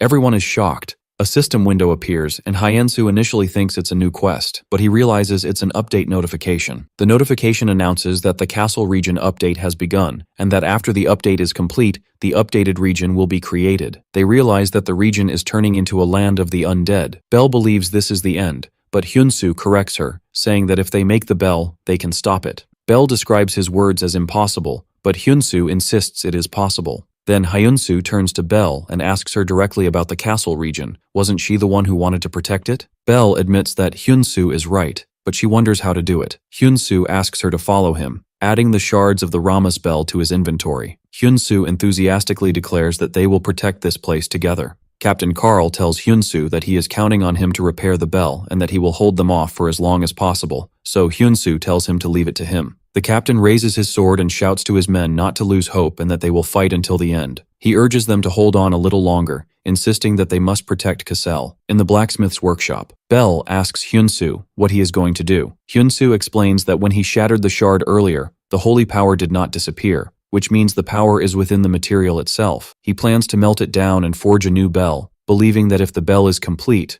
the holy power will be stronger. Belle comments that she has never seen a skill like this before, and Hyunsoo replies that a skill is not always needed to fix something. The smelting process begins, and Belle wonders in amazement if he intends to do this by hand in this day and age. Hyunsoo asks her why she isn't helping, explaining that he cannot do it alone. Meanwhile, in the game developer's offices, a developer watches the countdown for the Cassell region update, with less than an hour remaining. He declares in despair that they are in trouble, and that this update is about to go to waste. A colleague asks him why he is grumbling on update day, and Kim Tae-suk tells him to look at the screen. The The colleague wonders if it's about that Blacksmith player. He asserts that a player can't fix it, but their female colleague clarifies that Belle is no ordinary player. The fateful day of the Cassel region update arrives, and the battle intensifies. Carl shouts orders to stop the undead and prevent them from entering. They fight with all their might, panting from exhaustion. The soldiers suffer brutal attacks, and one falls to a huge monster, but Carl intervenes and kills the beast. Captain Carl rushes to check on him and shouts to his men to hold on a little longer. He urges them to protect Cassel, the place where they were born and raised all their lives. In the midst of the fight, Captain Carl's sword begins to crack. He wonders in despair why this is happening now. As his sword is about to shatter, a monster lunges at him, and the captain shouts in defiance. He curses the situation, believing that everything will end like this. Suddenly, a powerful ringing sound echoes across the battlefield. The undead clutch their heads and scream in pain. They burst into flames and fall one by one, as the mysterious sound of the bell continues to spread. The bell's echo resonates throughout the region, and the defending forces look joyfully towards the source of the sound. Captain Carl exclaims happily that the Rama's bell has been repaired. In the developers' offices, one of the developers spits out his drink in shock, unable to believe what he is seeing. In the blacksmith's workshop, Hyunsu was putting the final touches on the bell, and the developers wonder if they really succeeded. The developer asks his team in disbelief if he has lost his mind. Back in the workshop, Hyunsu and Belle look at the hammer used for the work, and Belle asks how they actually managed to achieve it. In the office, a developer shouts, asking what is happening and if the update has really failed. Kim Tae-suk explains that man, Hyunsu, has not slept for a moment since the update countdown began a full week ago. It is revealed that 5 days ago, Hyunsu went straight to the blacksmith's workshop in the Cassel region, gathered the city's workforce, and began repairing the Rama's bell. He explained that they must melt everything down to its basic materials, or more accurately, extract the divine power from them. While Hyunsu was drawing the blueprints, he left Belle in charge of managing the workers and supplying the battlefield. After that, Hyunsu began the custom god crafting process. He planned to use his skill to maximize the bell's power against the undead and evil forces, and to add a skill that could inflict direct damage. He shouted at the workers to increase the furnace heat. With the shared will to protect the Cassel region, everyone worked towards a single goal. Hyunsu yelled at them to focus and not leave any impurities, while the workers were determined to do whatever it took to protect their homeland. They believed this would imbue the bell with even greater divine power. The scenes show the passing of days, from the 4th day before the end, to the 3rd and 2nd, and finally to the last day, where Belle continued to watch, exhausted. Belle wakes up suddenly, wondering when she fell asleep. She sees the completed bell in awe, disbelieving that Hyunsu worked on it for days without a break. A system window appears before her, announcing that her apprentice title is glowing. She has witnessed a crafting process performed by a master craftsman blacksmith, which increased her advanced blacksmithing mastery efficiency by 22%. She wonders in shock if this young man is truly a master craftsman. Hyunsu tells her that the noise must have been very loud, but she slept soundly. Belle protests, saying she wasn't unconscious for that long. Hyunsu reassures her that they are in the final stages and asks her to wait. Belle suddenly asks him if he is Hyun the blacksmith. Hyunsu confirms his identity, then places his hand on the newly completed bell, which glows with immense power and is imprinted with his special symbol. Belle looks at the completed bell with admiration, saying that calling it beautiful doesn't do it justice. It is a magnificent masterpiece. A system window appears, explaining that this is Hyun's second custom creation in progress, unique, with infinite durability. It is a reconstructed artifact that was unrepairable. Belle wonders if this is the reason for its power, admitting she has never seen anyone succeed at something like this before. Suddenly, Belle grabs Hyunsu's hands tightly and eagerly asks him to be with her from now on. Hyunsu asks her in confusion what she means, wondering if it's a love confession, which Belle denies in embarrassment. The scene returns to the decisive day of the battle, where Hyunsu strikes the newly completed bell. Waves of holy energy emanate from the bell, annihilating the hordes of undead who scream in agony as they burn. The soldiers gasp as they watch the horrific scene. A system message confirms that Hyunsu has created a new bell and eradicated the undead, and that he can now prevent the update and create a new story. Hyunsu shouts triumphantly that they did it, thanking God he wasn't too late. But he immediately collapses, overcome by a state of extreme exhaustion that leaves him stunned. Belle rushes to him, anxiously asking if he is okay, while a system message announces the completion of the Repair the Rama's Bell quest. Another message indicates that the rewards have been changed. Meanwhile, the news spreads quickly throughout the Ares player community. Someone asks if others know the blacksmith Hyun and posts a topic titled, "The Reason the Cassel Region Update Failed," with pictures of the tower before and after the bell's repair. Players recognize the name Hyun from Hyun's first custom sword and are stunned that he repaired the Rama's bell. As a result, huge numbers of players start following Hyun's workshop. Hyun-soo wakes up in his bed to the sound of continuous notifications, wondering about all the noise. He sees that his workshop's follower count has jumped to 101,655, and he is amazed, wondering how this is possible. Hyun-soo smiles, realizing it was a good thing he engraved his name Hyun on the bell, as now everyone who visits the Cassel region will see it. Someone knocks on the door and asks for permission to enter. Captain Carl enters enthusiastically, announcing that their region's savior has awakened. He tells him that he has come with the Lord's approval to give him his reward for making the bell, which is 330,000 gold pieces. Hyun-soo is stunned by the amount, which is equivalent to 330 million won. The captain adds that the savior deserves a reward of this caliber, and presents him with a box as a gift from the Lord himself. Hyun-soo opens it to find the legendary metal, orichalcum. Hyun-soo thanks the captain. Captain Carl insists that they are the ones who should be thanking him, explaining that unlike other outsiders, Hyun-soo did not abandon their region and protected them. The captain expresses his sincere gratitude. Hyun-soo feels the captain's sincerity and thinks that he only did what had to be done, realizing that the despair of people in Aries is no different from their despair in reality. Hyun-soo then takes his leave of the captain, explaining that he needs to return to where he used to live for a while, and the captain immediately agrees. Hyun-soo decides it's time to reclaim his workshop and logs out of the game. The captain and his colleague look at the spot where Hyun-soo disappeared, commenting that outsiders are a strange group. The next day in Gyeongju, Hyun-soo meets with the real estate investor Kang Hyuk-soo. Kang looks at his phone, which displays a message stating that Mr. Hyun-soo has deposited 330 million won. Kang tells Hyun-soo that he really did it, expressing his astonishment and deep admiration. The scene flashes back to 1 year prior. Hyun-soo sits with Kang Hyuk-soo, who is reviewing the property papers. Kang tells him that the total amount comes to 330 million won. Kang mentions that he heard about the big fire and reassures Hyun-soo that the amount should be more than enough for the hospital bills, urging him to keep his head up. As Kang prepares to leave, Hyun-soo asks in a hesitant voice if he could buy back the workshop. Kang Hyuk-soo asks for clarification on what Hyun-soo just said. Hyun-soo repeats his question, explaining that if he could somehow raise the money, would Kang sell the workshop back to him? Kang advises him that buying a burned-down workshop would just be a waste of money and that he would be better off buying a new one if he needed it. Hyun-soo insists that it must be their workshop, as the place is filled with memories of his father. Kang thinks it over, and then decides to grant Hyun-soo a grace period of exactly 1 year. However, he warns him that the second the year is up, he will sell the property to the first buyer. Hyun-soo thanks him warmly, while Kang tells him he will be waiting for his call. Back in the present, reading the deposit message again, Kang repeats his deep admiration for Hyun-soo. He admits that although he was the one who made the offer, in his heart, he knew he was asking for the impossible. Hyun-soo explains that the 1 year period was just a rough estimate,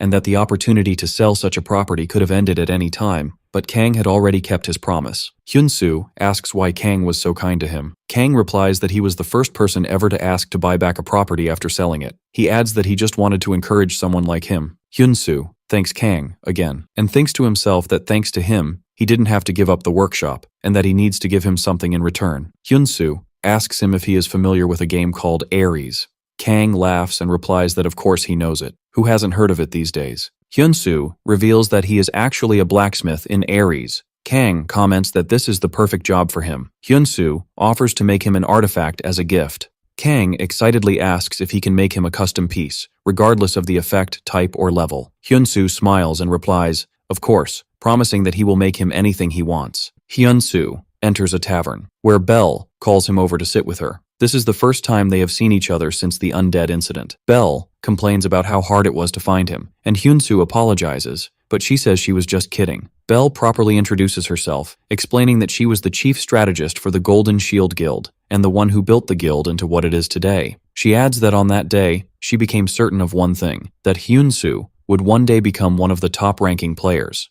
Therefore, Belle gets straight to the point. She tells him that when he eventually creates a guild, she wants to be its first member. Hyun-soo jokingly reminds her that she was calling him a scammer just the other day. Belle immediately apologizes, but justifies her stance by saying anyone would have misunderstood in that situation. Hyun-soo tells her he was just kidding, and that he is also looking forward to working with her, and they shake hands. But before that, Hyun-soo decides to tell her his plans. Belle is shocked to learn that Hyunsu is going to meet the Sword King Parad, one of the 10 legends. Hyunsu confirms that he will enter the Joyard martial arts tournament, adds that the bread he's eating is delicious, and wonders if the winner will receive their prize from Parad himself. Belle confirms this but is worried, explaining that this tournament is a gathering of rising stars from all over, and it's no joke. Hyunsu simply replies that this is exactly why he must win. Belle wonders how he can say that so simply, and if he can even taste his food. Hyunsu reassures her not to worry, and tells her that he will aim for the top using his specialty, leaving her puzzled. When Hyunsu asks if she is going to eat, she replies that she is full. The day of the Joyard martial arts tournament arrives.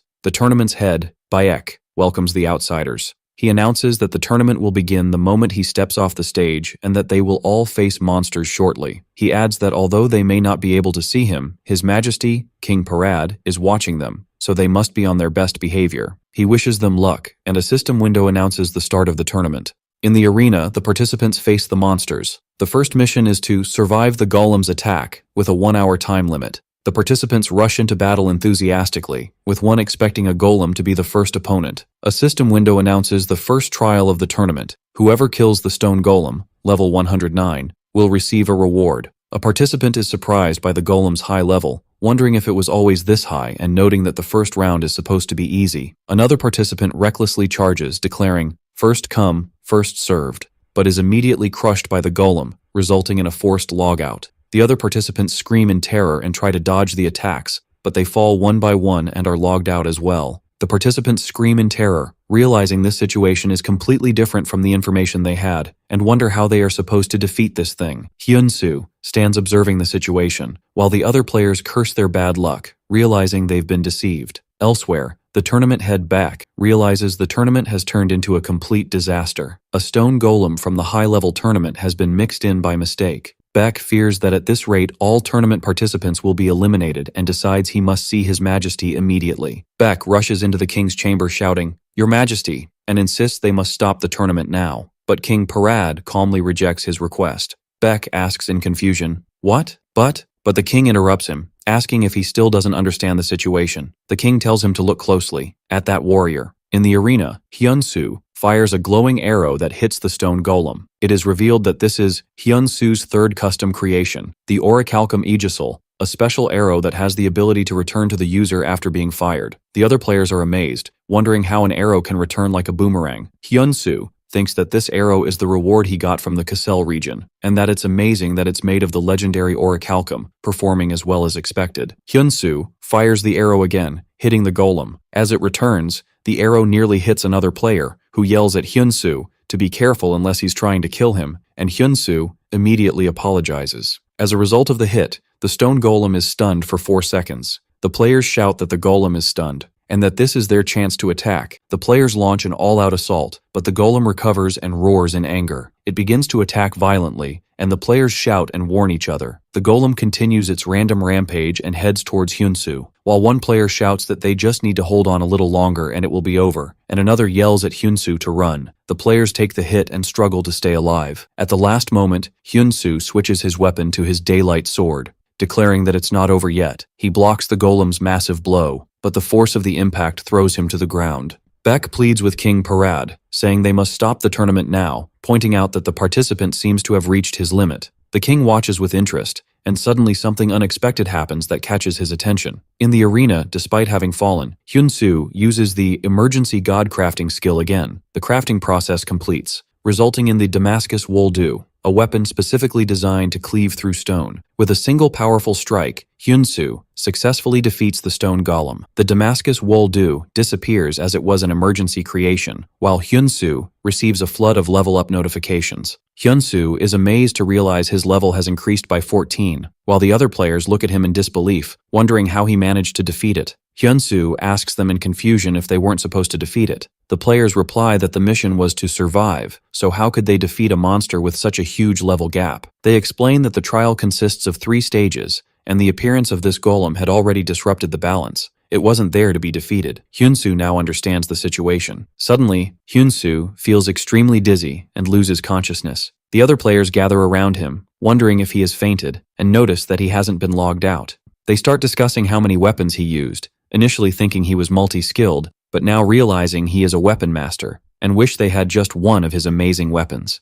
At that moment, Beck announces to all participants that due to an error on the organizer's part, the martial arts tournament will be suspended, and orders them all to leave. News of Hyunsu's achievement spreads rapidly online, with thousands watching a live stream of him unconscious in the arena. Viewers wonder how he managed to defeat the stone golem alone and ask for information about his bow and arrow. Someone notices that Hyunsu has dropped his arrow, and upon zooming in, they see the name Hyun engraved on it. The viewers immediately connect him to the Hyun who created the unrepairable bell in the Cassel region. They are stunned, wondering how a blacksmith could be so powerful, and marvel at his superior equipment. In the offices of the Beholder Company, the customer service team faces a flood of inquiries about why the tournament was suspended. The staff cannot provide clear answers, merely stating that it was a decision made by Ares's free will, or that it relates to an internal issue in the Kingdom of Joyard, and they apologize to the customers repeatedly. In the development department, an employee tells her team leader that there is a big problem. He tells her he is busy now. She informs him that the Joyard martial arts tournament has been suspended, and he replies nonchalantly that they knew this would happen. The employee shouts that this is not the problem, but that King Parad has summoned the user Hyunsu. The team leader is shocked, wondering how they could meet so quickly while the tournament arrangements still require time. The employee confirms that Hyunsu is on his way to the reception hall now. The team leader realizes he is in trouble and that he will be working all night again. He comments that this user defies all logic and his actions are unpredictable. He wonders what will happen if Hyunsu succeeds in Parad's request and their affinity reaches its maximum. He concludes that in that case, Hyunsu will master the art of the Sword King's swordsmanship and become the strongest blacksmith ever. The developer team leader comments that it won't be easy, as the decision rests on Parad's free will. His colleague expresses a feeling that Hyunsu will succeed, which worries the team leader, who asks her not to say such ominous things.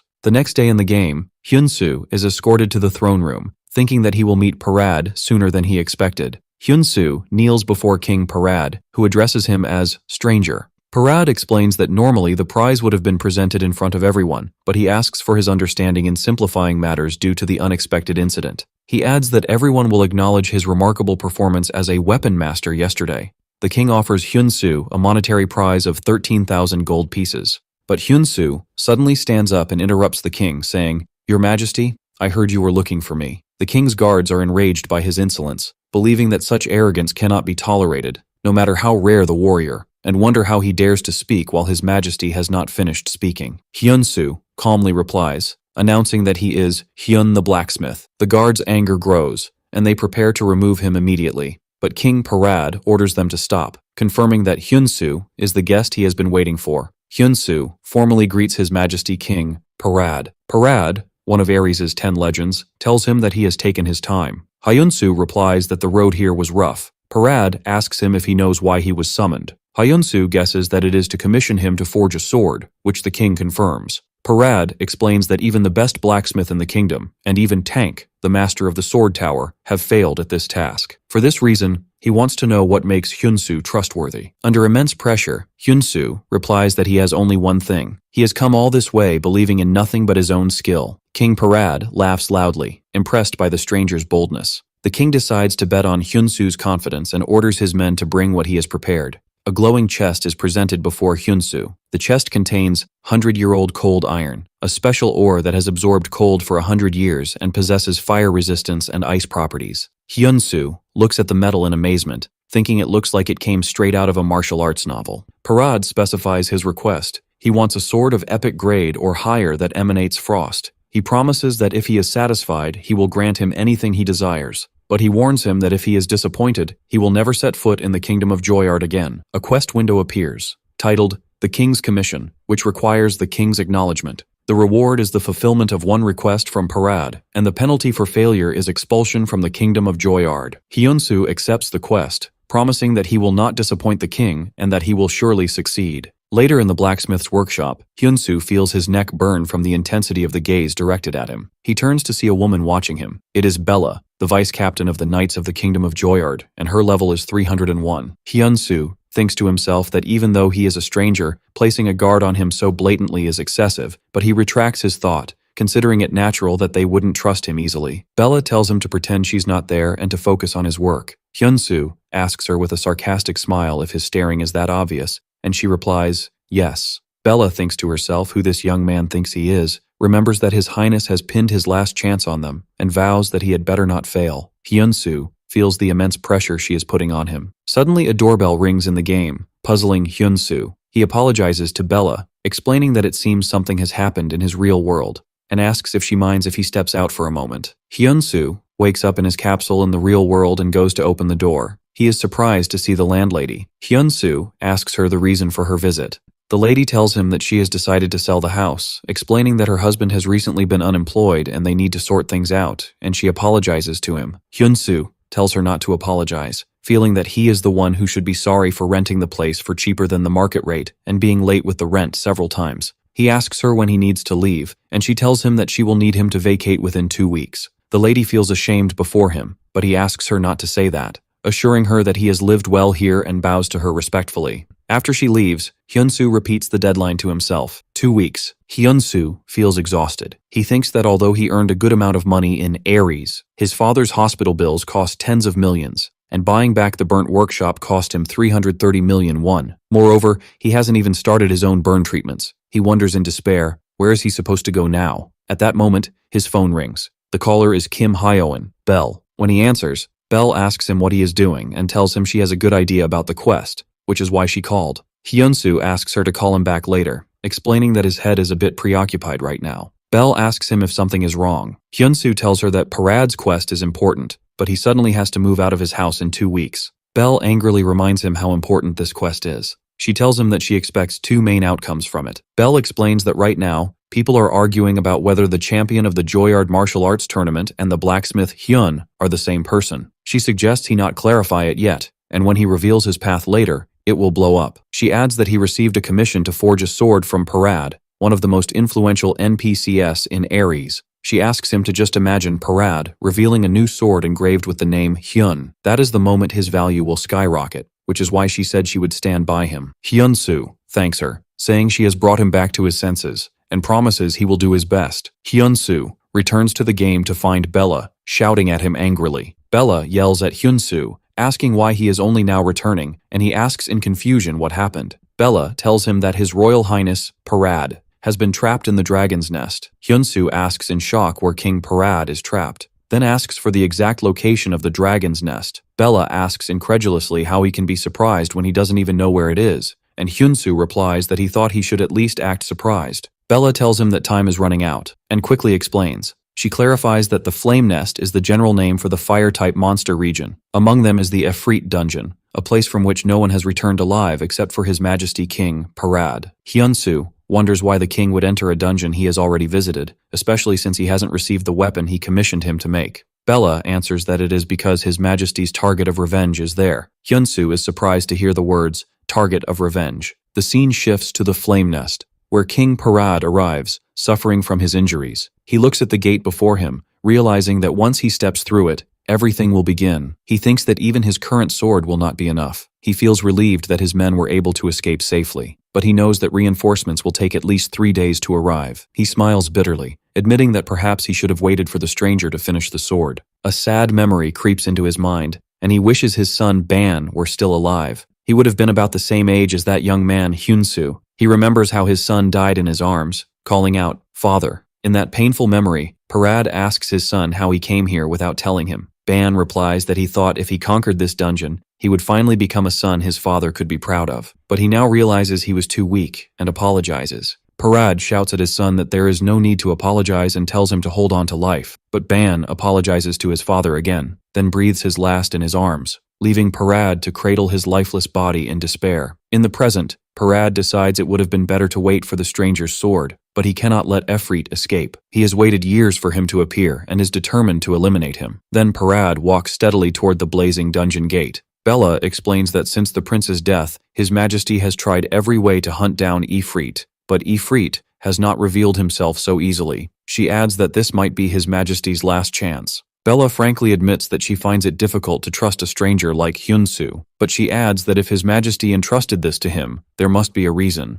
Then Bella bows before him, and as a knight of the Kingdom of Joyard, she begs him to save His Majesty. A new emergency quest appears, titled, A Sword That Can Save the King. The quest requires accepting Bella's request, with the reward being an increase in her trust, and the penalty for failure being Parad's death. The mission is to forge a blade capable of saving him. Hyun-soo thinks about Parad's tragic story. He remembers how, on that day, he too almost lost everything in the flames. He wonders if he could have moved on if he had lost his family like Parad. With firm resolve, he tells Bella that he will do everything he can. Hyun-soo immediately starts working in the workshop, hammering the metal enthusiastically, then plunging it into water. He thinks that they say Efreet's heat can melt even unique grade weapons. He concludes that he will need to forge a weapon that surpasses the unique grade. He decides to focus on the effect of the frozen stone, which is unsolvable. As he works, a system window appears, telling him that his understanding of the 100-year-old cold iron has deepened. Another message appears announcing that the spirit of the blacksmith has been activated. The message explains that while forging this blade, Hyun-soo immersed himself in the work more than anyone else. His passion, determination, and empathy have driven him into a state of complete focus. As a result, the system announces that Hyun's first legendary grade sword is being forged. A bright light emanates from the workshop, and Bella wonders if it is complete. Hyun-soo stands holding the new, glowing sword, and declares that it is time to go save His Majesty King Parad.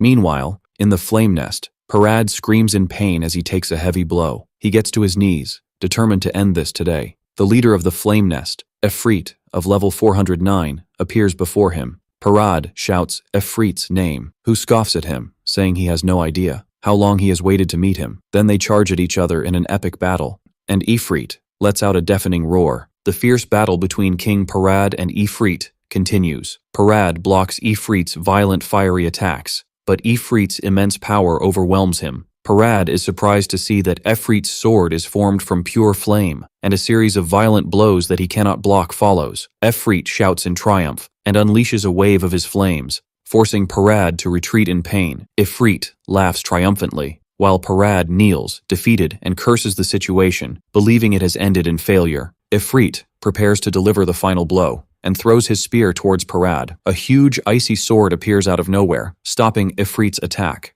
Hyun-soo and Bella have arrived just in time. Bella shouts at King Parad and tells him to use the new sword. Parad grabs the new glowing sword that was thrown before him. A system window appears, displaying the details of Hyun's custom sword for Parad, legendary. The sword possesses amazing special abilities, plus 343% resistance to the fire attribute, plus 194% attack power with the ice attribute, and a massive plus 397% increase in ice attribute attack power against fire monsters. It also has an active skill called Frost Flower. Hyun-soo asks the king to try using it. Parad grips the sword, which glows with icy power. Parad unleashes the Frost Flower skill, and a mighty wave of ice sweeps across the battlefield, freezing Efreet's fiery attacks. Efreet screams in pain as the sword's icy power counters its heat. Parad declares that it is over. Parad lunges forward, and his icy sword collides with Efreet's fiery body and shatters it. Efreet is shocked, and Parad continues his attack. Parad succeeds in delivering a finishing blow, defeating Efreet.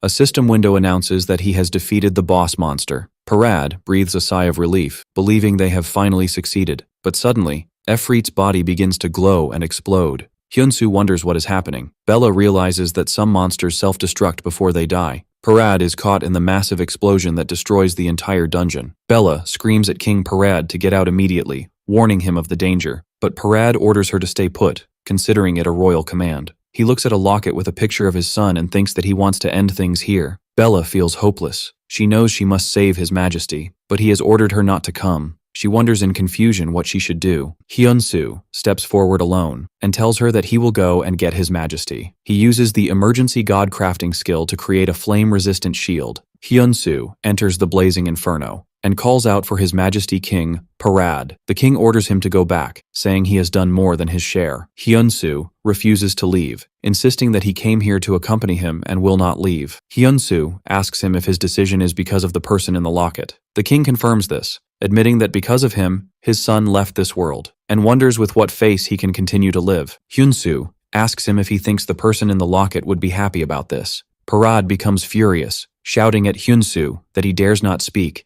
and that no one can know this feeling. the grief of losing a child because of him. Parad grabs Hyunsu by the collar and shouts at him how he dares to even talk about it. Hyunsu admits that he will never know this specific sorrow, but he clarifies that he too almost lost a dear family member, revealing that his father is in a coma. Hyunsu tells the king that he used to pray every day for his father to open his eyes, but now he is just happy that his father is alive in any way. He assures him that this is what his son must feel too. Parad embraces Hyunsu as he cries, asking him to let his son go in peace. The king sees a vision of his smiling son and apologizes to him repeatedly, admitting that his foolish father was wrong. Hyunsu whispers in his ear that he must live, and asks him, shouldn't he become a father his son can be proud of? King Parad agrees with him, saying he shouldn't be a shameful father. King Parad smiles and tells Hyunsu to go. They emerge from the collapsing flames, and Bella rushes towards them shouting, "Stranger, is His Majesty okay?" Hyunsu reassures her that His Majesty is fine. As he tells her he will be back soon, a system message appears,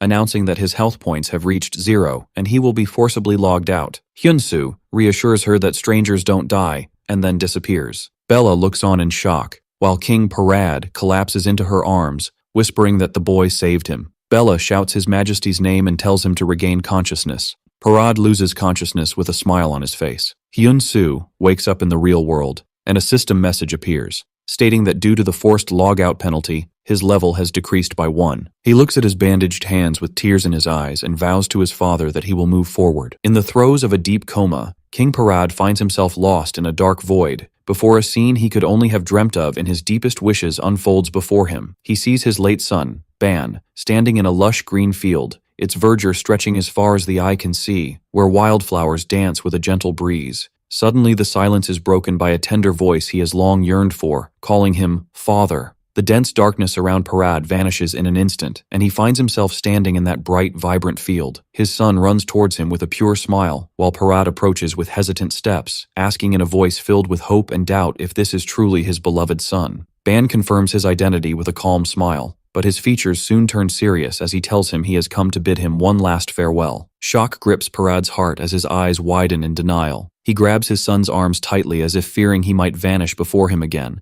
asking in a trembling voice laced with pain what one last farewell means. Ban gently reminds his father of what their friend Hyunsu had said before, expressing his sincere wish for his father to be happy and healthy. He asks him with a pleading gaze to stop blaming himself and to live for himself now. After his final touching words, Ban's translucent body begins to fade, turning into particles of light, while Parad screams his name in pain and sorrow, trying in vain to hold on to him. The king suddenly awakens from his long coma, gasping for air, still whispering his son's name, Ban, in a daze. 2 of his loyal aides, who had been watching over him with concern, rush to his side. They tell him in utter amazement that he has finally woken up after being unconscious for 3 whole days and anxiously ask him how he is feeling. Parad tells his aides calmly and steadily, in a hoarse voice, that his son Ban visited him in his dream to say goodbye. He then adds with a tone of deep gratitude that he owes this miracle to that boy, and orders his aides to bring Hyunsu to him at once, as he desperately needs to see and speak with him. Later,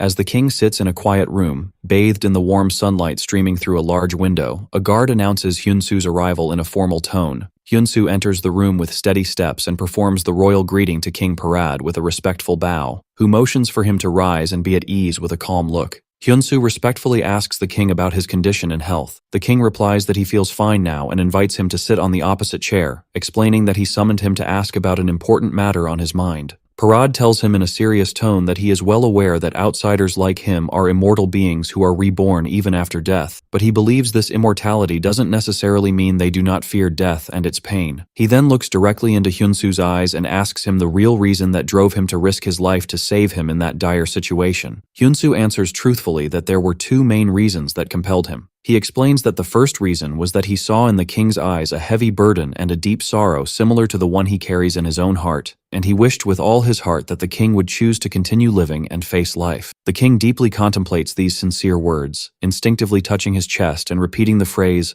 "a burden like my own," as if trying to process it. When the king curiously asks about the second reason, Hyunsu replies with a shy smile, scratching his head humbly, that the other reason was his absolute confidence that His Majesty would grant him a generous reward befitting the saving of a king's life. Parad smiles faintly at the word confidence, noting that it's a bold answer that shows great self-assurance. The king agrees with him, gratefully confirming that he was indeed planning to give him a great reward beyond his expectations. He presents him with an elegant sealed scroll, explaining that it represents the price of the exceptional sword he forged for him. When Hyunsu carefully opens the scroll, a transparent blue system window flashes before him with a clear and direct message stating that he has received 1,017,600 gold pieces. Hyunsu freezes in place for a few moments, staring at the number that surpasses all his expectations, leaving him in utter shock and amazement at the unimaginable sum. The king calmly and contentedly remarks that the sword did indeed save his life, and therefore it deserves at least that amount, if not more. Hyunsu bows deeply and involuntarily, expressing his thanks and gratitude to his majesty. The king asks him to sit again and raise his head. Parad tells Hyunsu in a fatherly tone that,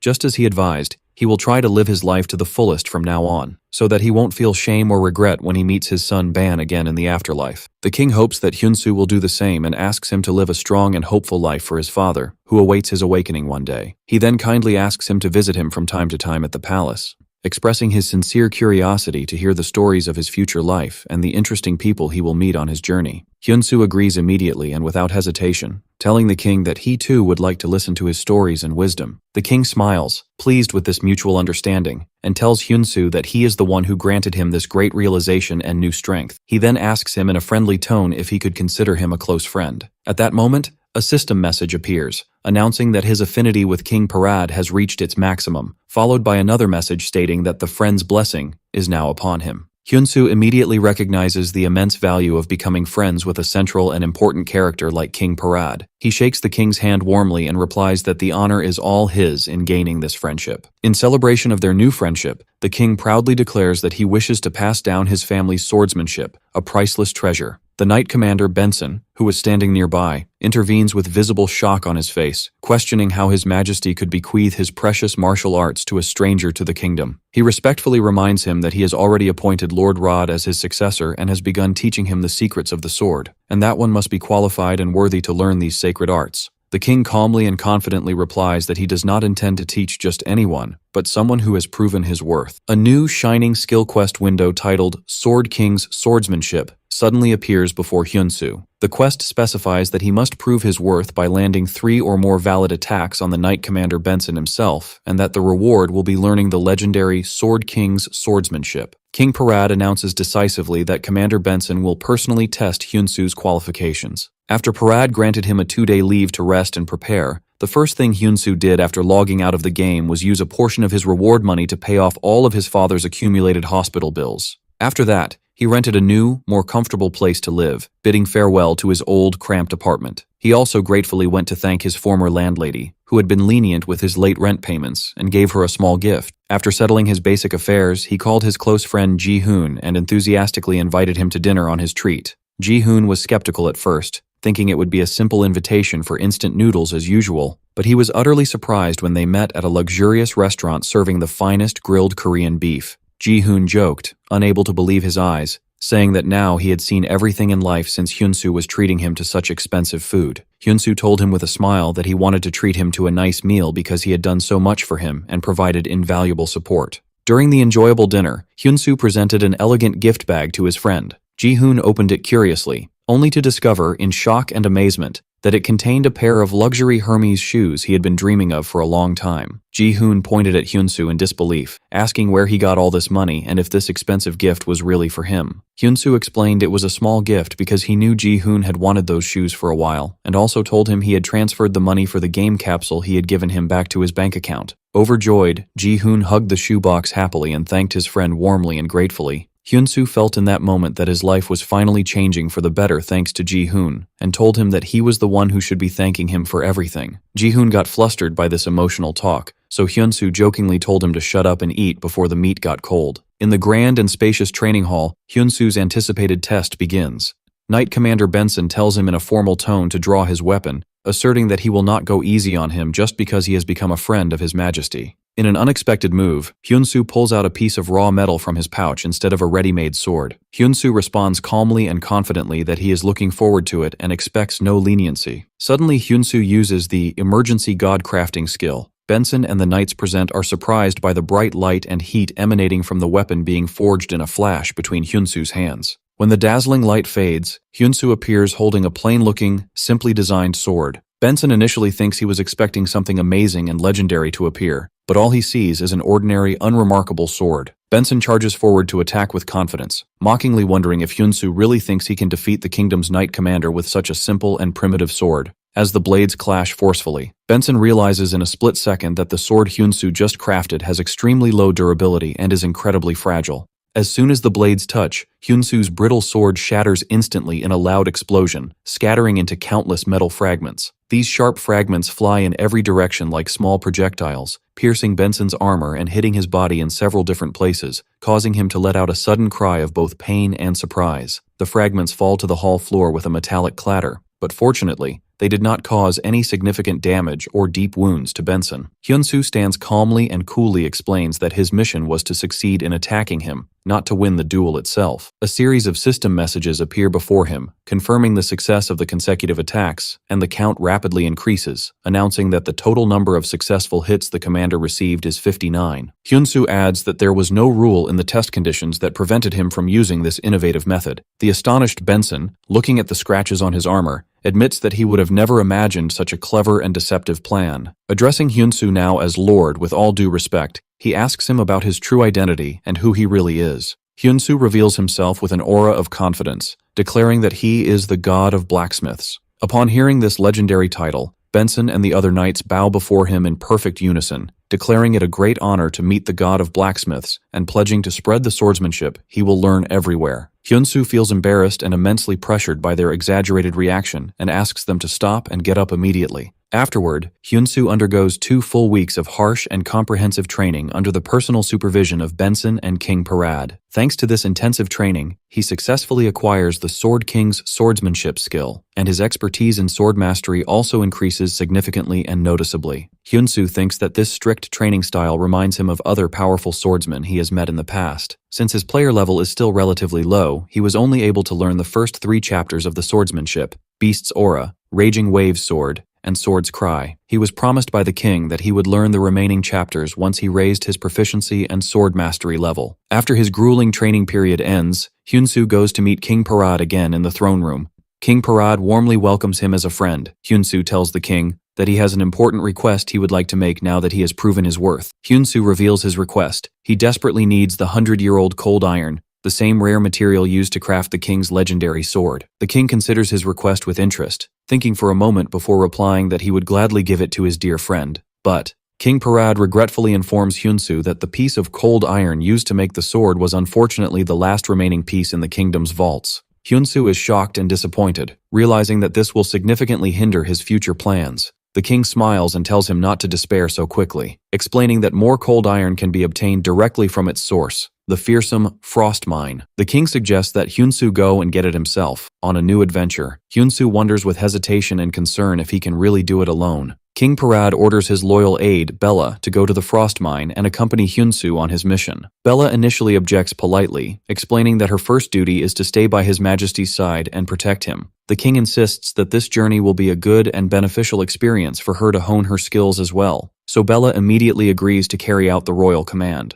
The king uses his recent victory in a dungeon to announce before a crowd of players and nobles his success in conquering Ifrit's tomb. The players are impressed by the news, commenting that Parad is truly a legendary figure and deserves the title Sword King. Some sharp-eyed players notice the stunning sword Parad proudly carries, pointing out its strong and unique icy aura. Upon closer inspection using evaluation skills, they discover with shock that the name Hyun is engraved in small, intricate letters on it. The players recognize the name immediately, as it was also written on the arrow used by the winner of the recent martial arts tournament, leading them to speculate that the mysterious blacksmith Hyun is now in the kingdom of Joyard. Players eagerly discuss the mysterious identity of the blacksmith Hyun in forums, as his age, level, and even gender have not been revealed. A funny rumor spreads that he is a portly man in his 40s who spends all his time in his workshop. Regardless of his true identity, a large number of players begin to follow his virtual workshop in the hope that he will accept their requests and craft legendary weapons for them one day. In the real world, Hyunsu, checking his smartphone, notices that his workshop's follower count has skyrocketed to 310,000 thanks to Parad's blatant display of his sword during his official speech. He realizes that everyone has become very interested in the blacksmith Hyun and is searching for him. and he thinks about the chaos that might ensue if it were revealed that the winner of the tournament is the same person as the blacksmith Hyun. He decides it's best to be extremely cautious for now and not reveal his identity, as he still has a lot of work to do to achieve his goals. Before heading to the dangerous frost mine, Hyunsoo decides to send a message to someone he has not yet been able to express his gratitude to. Elsewhere, Kang Hyuk-soo, the wealthy real estate investor and high-level casual player, sits in his luxurious office and reflects that King Parad has finally succeeded in clearing Ifrit's tomb after 3 failed attempts, considering it a dungeon impenetrable for current players. Kang bitterly recalls his many failed attempts to enter that dungeon to complete a special and rare quest, as all his unique and expensive armors would melt from the unbearable intense heat inside. He sighs to himself that he has plenty of money, but lacks the powerful tools and equipment to achieve his ambitions, and wonders if there is a skilled craftsman who can help him with this dilemma. At that moment, he receives an in-game message from Lord Hyunsoo, telling him that he is contacting him to fulfill the promise he made the other day about crafting an armor for him. Kang Hyuk-soo smiles broadly, immediately realizing the identity of the sender he had been looking for. Hyunsoo's message reaches Kang Hyuk-soo. At first, Kang tries to remember what promise he is talking about, before realizing he means the artifact they discussed that day. He offers to fulfill the promise he made to him before, asking Hyunsoo if there are any changes to the specifications Kang had requested, as he plans to craft and send it soon. Kang wonders to himself if Hyunsoo is truly capable of crafting the piece he needs in his current state. Kang replies that there are no changes, then asks Hyunsoo about his current level. Hyunsoo answers that he is at level 59, which makes Kang think that his level is still very low. Kang ends the conversation by asking Hyunsoo to do his best if it's not too much trouble. As he sits in his office, Kang decides that despite Hyunsoo's low level, he is a young man with a bright future, so he can place some hope in him. Later in his car,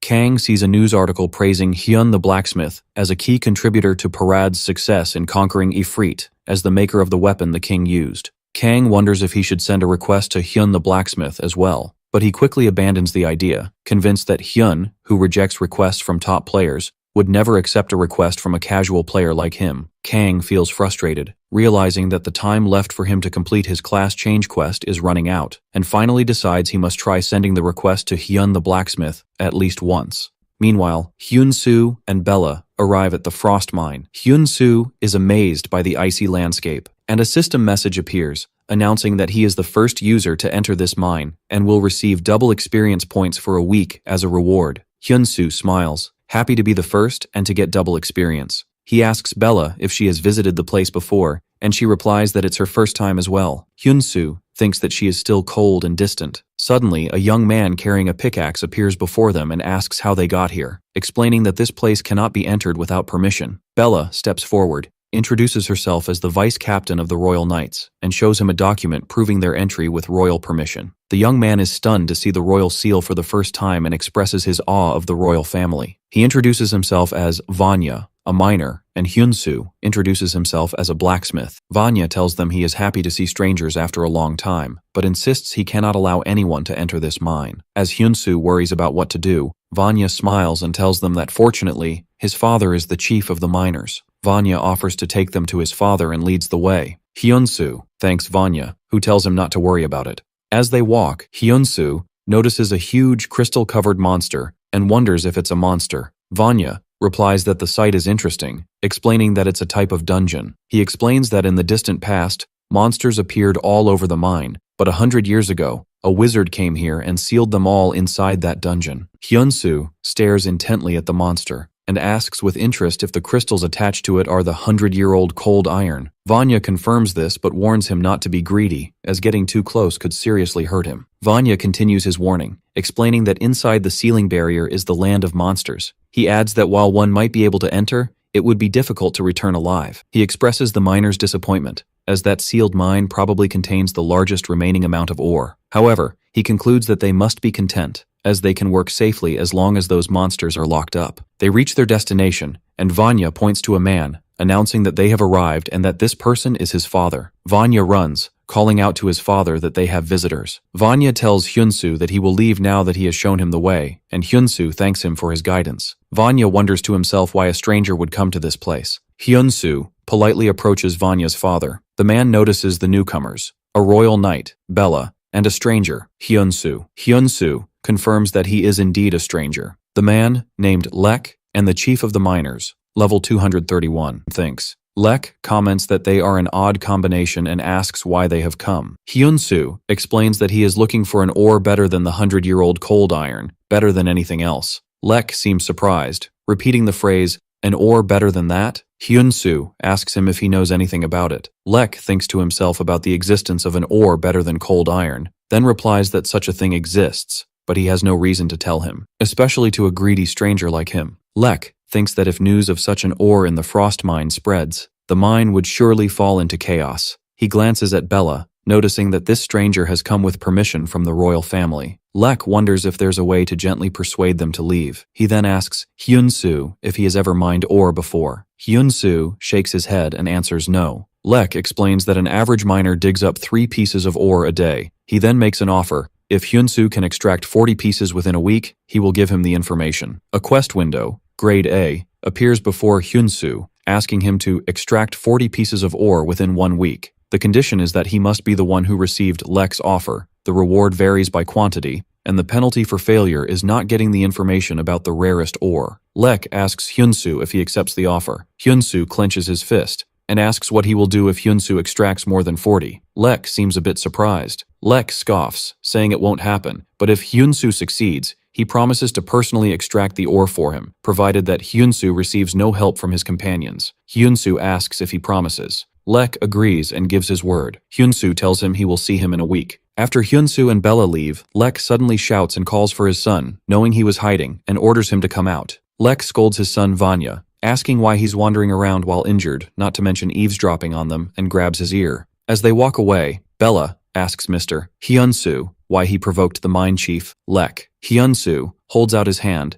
and explains that the truth is, he knew he was coming to the mine, so he prepared something in advance. An advanced glowing mining axe materializes in his hand. Hyun-soo smiles as he holds his axe, determined to get the better ore no matter what it takes. Bella stands behind him, thinking to herself that His Majesty has befriended a very eccentric person. 2 weeks later, Lek sits in contemplation. He remembers that the stranger, Hyun-soo, said he wouldn't leave the mine for a week, but Lek remains convinced that his success, even if he stayed that long, is completely impossible. Suddenly, Lek hears footsteps and is surprised to see the shadow of a person emerging from the mine entrance. Hyun-soo appears, covered in soot, and Lek exclaims that the stranger has finally come out. Lek jokes that his face at least looks like a miner's now. Then he seriously announces that the promised deadline has come and asks him to show the results. Hyun-soo says, "1 moment." Lek scoffs to himself, thinking it's just as he expected and that there's no way a stranger could succeed at this. But suddenly, Hyun-soo extends his hand and pours out a huge pile of various ores in front of him. Lek jumps back in complete shock as he sees the glittering mountain of ores before him. Hyun-soo wipes the soot from his face, announcing the total, 200 pieces. Lek shouts, pointing at Hyun-soo in disbelief, asking who he really is, and if he is the legendary miner. Hyun-soo says no, and nonchalantly replies, holding his axe, that he is just an ordinary blacksmith, he thinks. A system window shows the specs of his axe.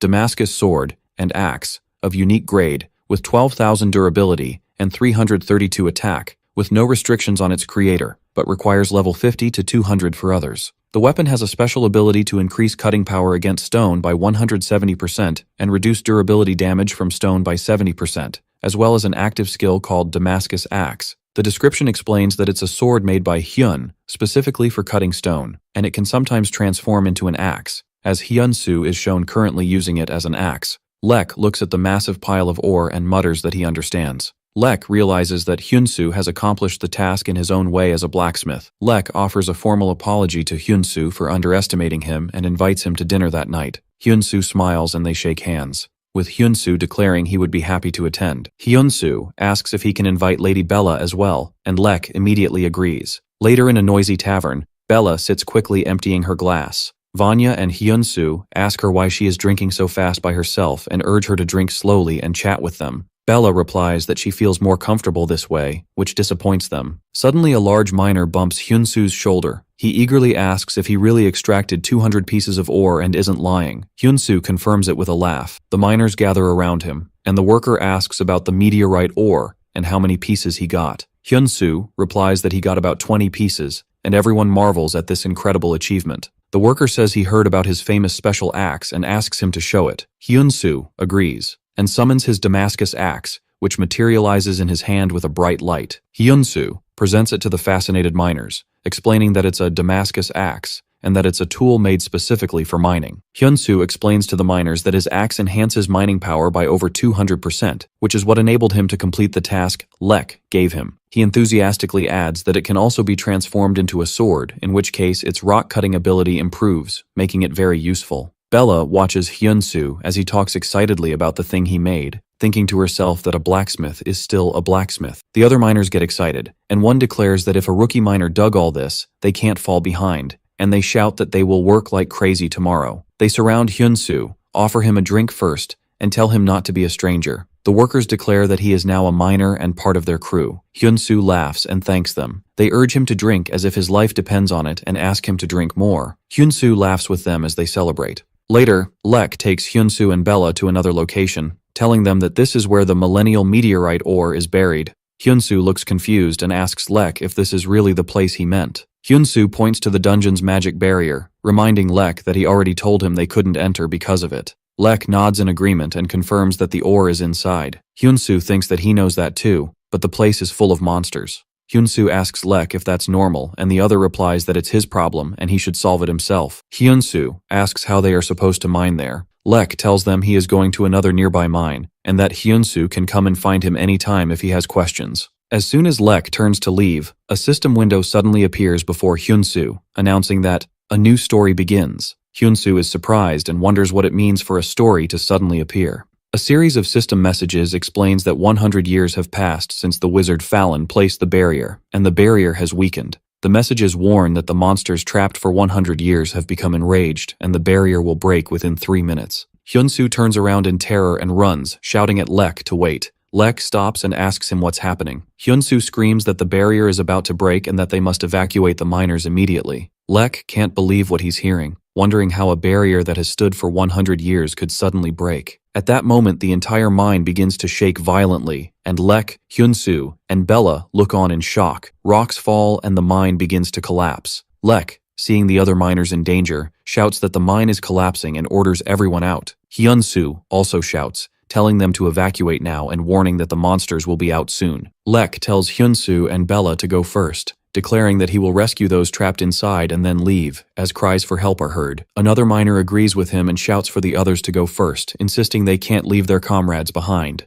Lek confirms they are right and that they can't leave either. Lek grabs his axe, guessing that the magic designed to collapse the mine has been activated. He declares that they will rescue the trapped and then evacuate. Hyun-soo thinks that the magic won't work correctly and the monsters will pour out. He wonders what to do, and a new quest appears. The quest is rank A and is exclusive to Hyun-soo because he triggered this new chapter. The reward is unspecified, but the penalty for failure is the death of the miners. The description explains that there are 58 people inside and 38 outside in danger, for a total of 96 living miners. The goal is to prevent them from dying, and the rewards will depend on the number of survivors. Hyun-soo grits his teeth, thinking that these NPCs talk boldly about rewards based on their numbers, but aren't these people just as real as those in Ares? Hyun-soo summons his sword, ready to fight. Hyun-soo prepares for battle with his sword and asks Lady Bella to cover his back if he misses any monsters. Bella asks him in amazement if he's not scared and how he is bravely stepping forward again. Hyun-soo smiles and reminds her of what he said before, that strangers don't die. Hyun-soo announces his plan to block the dungeon entrance to prevent the monsters from getting out.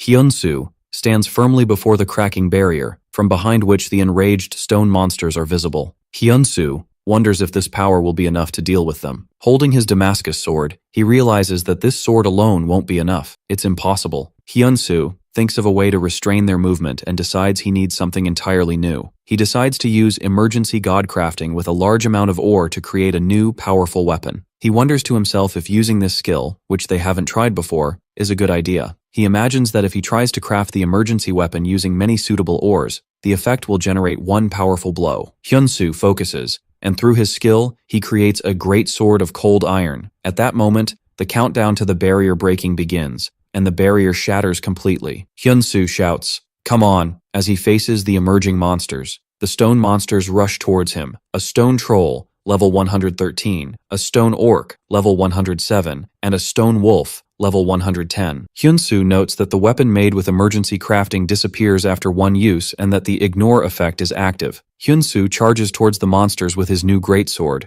declaring that as long as he guards this place, not a single one of them will pass. Hyunsu continues his attack with the great sword of cold iron, leaping into the air and directing a finishing blow toward the massive stone orc roaring in front of him. He unleashes the Frost Storm skill, a sweeping icy attack that rushes forward with overwhelming force. The ice storm freezes the surrounding monsters, including a stone wolf that was leaping to attack, which is eliminated by ice spikes piercing its body. But after this enormous and solitary strike, the great sword of cold iron shatters. A system message appears confirming the sword's destruction, and Hyunsu looks at the remaining hilt in his hand in shock. A stunned look is evident on his face as he processes what just happened. He thinks that this weapon, although it was for emergency use, proved to him that if he crafts it with the right materials, it can possess this much impact. He realizes the danger hasn't passed and that there are still many monsters inside this gate, but his main concern shifts to the workers, wondering about their condition now. Elsewhere in the collapsed mine, the miners were digging desperately to save their trapped colleagues.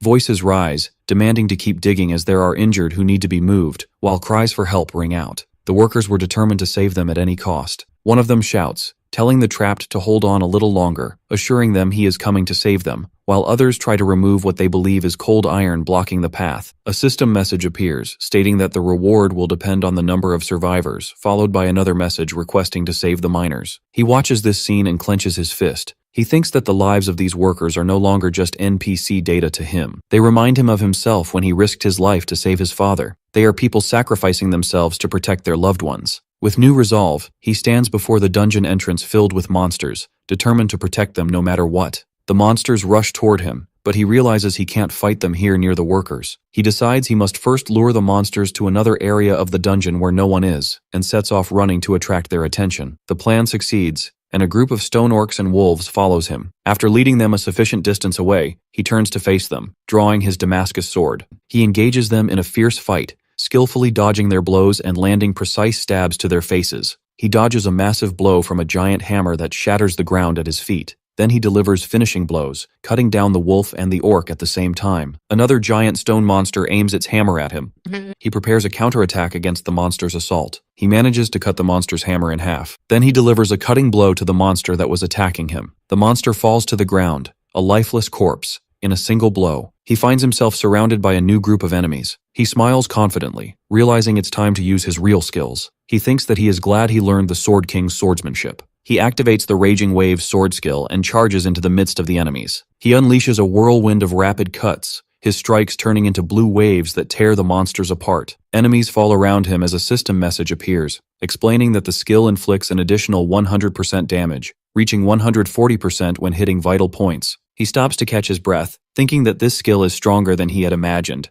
After finishing off the last of the monsters, he collapses to the ground exhausted, sprawling amidst the corpses of the stone monsters he defeated. As he lies there catching his breath, system messages appear before him. The first message announces that the mine dungeon has been completed. It is followed by another message confirming the completion of the surprise quest to save the miners, noting that all 96 workers survived and that he has completed a new chapter with amazing results. A faint smile plays on his lips, and he thinks to himself in relief that everyone is safe. But a new system message appears, catching his attention. The message tells him that by manipulating the situation, he can obtain a larger reward from the mine chief Lek. He looks at the message in confusion, wondering what manipulating the situation means. He rises slowly, leaning on his sword to stand, the monsters' corpses scattered around him. He thinks that just protecting everyone is reward enough in itself, but he can't ignore an offer of a larger reward. His eyes glitter slyly, and a cunning smile forms on his face as he thinks that he's just had a great idea. Meanwhile, outside the collapsed mine,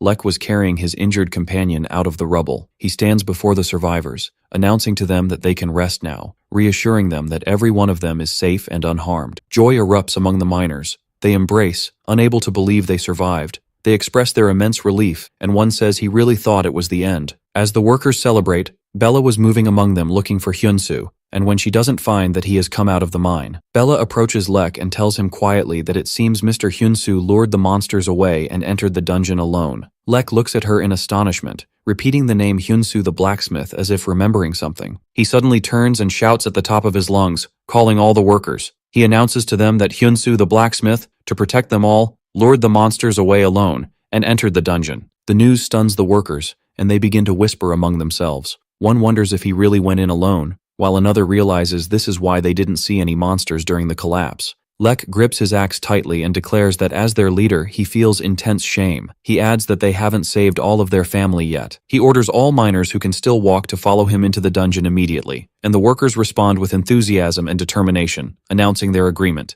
The rescue party, led by Lek and Bella carrying torches, sets off into the dark mine. They begin to call out at the top of their voices, shouting the blacksmith's name, asking if Hyunsu can hear them. They continue searching, shouting Hyunsu's name everywhere. One of them suddenly shouts, having spotted something. The worker yells that he's found him, pointing to him sitting on the ground, leaning against the cave wall and looking extremely exhausted. Everyone runs toward him anxiously. Lek asks him as he approaches if he is all right, while Vanya shouts that he looks badly injured. Bella arrives first and squats beside him to check on him, thinking to herself how foolish he is for rushing in like that. But she is surprised when she checks his pulse. She notices that compared to his exhausted appearance, his heart rate is perfectly stable. She stands up to reassure the worried workers, telling them to calm down. Mr. Hyunsu is... Before she can finish her sentence, he suddenly grabs her arm and whispers for her to be quiet and wait a moment, stopping her from revealing his true condition. He lets out a pained groan as he slowly gets up, reassuring everyone that he's fine. He tells them it was a tough fight, but luckily, he managed to eliminate all the monsters. Then he looks at Lek with an exhausted expression and asks if everyone is safe. Lek grabs his hands tightly, his eyes filling with tears. He thanks him warmly and apologizes profusely, admitting that in their excitement to save the mining team, they completely forgot about him. He tells him he feels indescribable shame. He continues to berate himself, saying he offered him nothing but some food and drink and wonders why he would do such a reckless thing. He replies quietly that they all treated him and Lady Bella like family.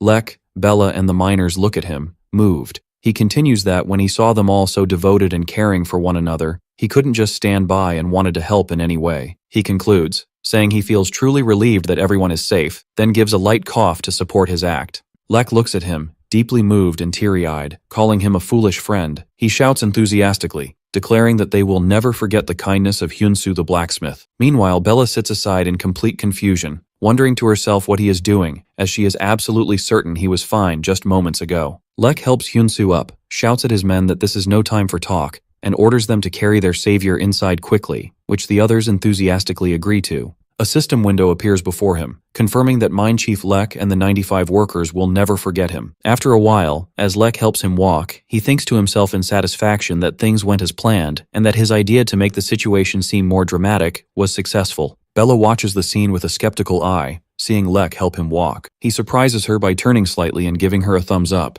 Lek shouts enthusiastically as he helps him, telling him to hold on, and promising that he will honor him with the most precious clothes he treasures today. Bella watches the scene from behind, seething with anger, realizing in the end that he was a scammer this whole time. Later, he wakes up in a room and stretches, commenting that he slept well. Vanya surprises him by bursting in, shouting his name, which startles him. Vanya asks him how long he's been awake. Vanya quickly turns to tell everyone outside that he's awake. Hyunsu looks around in confusion, wondering how long they've all been outside. Lek rushes into the room and asks him anxiously about his condition and if he's feeling better. He confirms he's fine, and asks in return to make sure everyone else is safe. Lek tells him they are all fine, and insists that he should worry about his own body first. Then he remembers that Hyunsu mentioned he would be leaving soon, being a blacksmith after all. Lek hesitates a bit, admitting this might not be the best time, but he clarifies that there is something he wants to tell him. He sits up with interest and asks him to speak. Lek turns toward the door and calls for everyone to come in. The miners stream into the room, and Lek announces to him that today they will be mining just for him. He is surprised, repeating what he said in disbelief. Lek explains that they want to repay his kindness after he risked his life to protect them. Therefore, they promise him that they will extract the millennial cold iron he was looking for. He asks, moved, if they would really do that for him, which Lek confirms. Of course. He smiles, saying he only did what was right, but he thanks them. He thinks this is all Lek wanted to tell him. Lek smiles and glances behind him, signaling for everyone to leave the place.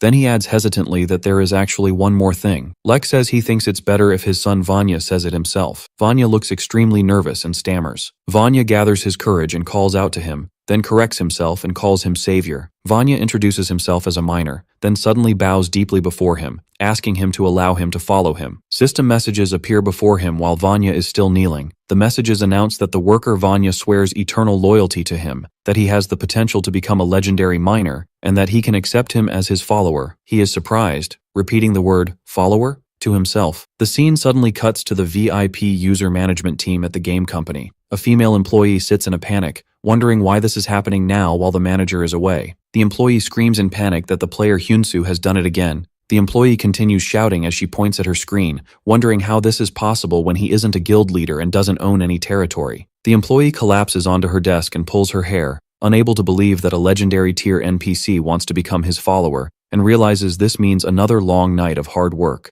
Back to him, he asks Vanya to stand up, trying to convince him that he isn't that amazing of a person, but Vanya refuses, insisting that's not true. Vanya explains that he saw him with his own eyes, recalling in his memory the amazing way he used that special tool, the Damascus axe, for mining. He adds that he also saw how he sacrificed himself to save them all. That scene was both amazing and moving at the same time. Vanya tells Hyunsu seriously that this, more than anything else, is what made him respect him. Vanya makes a promise to him that he will swing his pickaxe for him, and he will mine for him, and he begs him once more to accept him as his servant. He looks at Vanya and realizes the sincerity of his feelings, and that he isn't saying this lightly. Vanya asks anxiously if he is rejecting him for not having enough skills yet. He quickly denies that. He explains that the problem isn't Vanya, but him. He isn't qualified to lead anyone right now. He asks Vanya to give him some time to think about it and to establish a base first. He holds out his hand to Vanya and promises him that when he is ready, he will send a messenger to find him. Vanya understands what he means, and his eyes light up with hope. He smiles and asks Vanya to officially join him when that day comes. Vanya jumps for joy,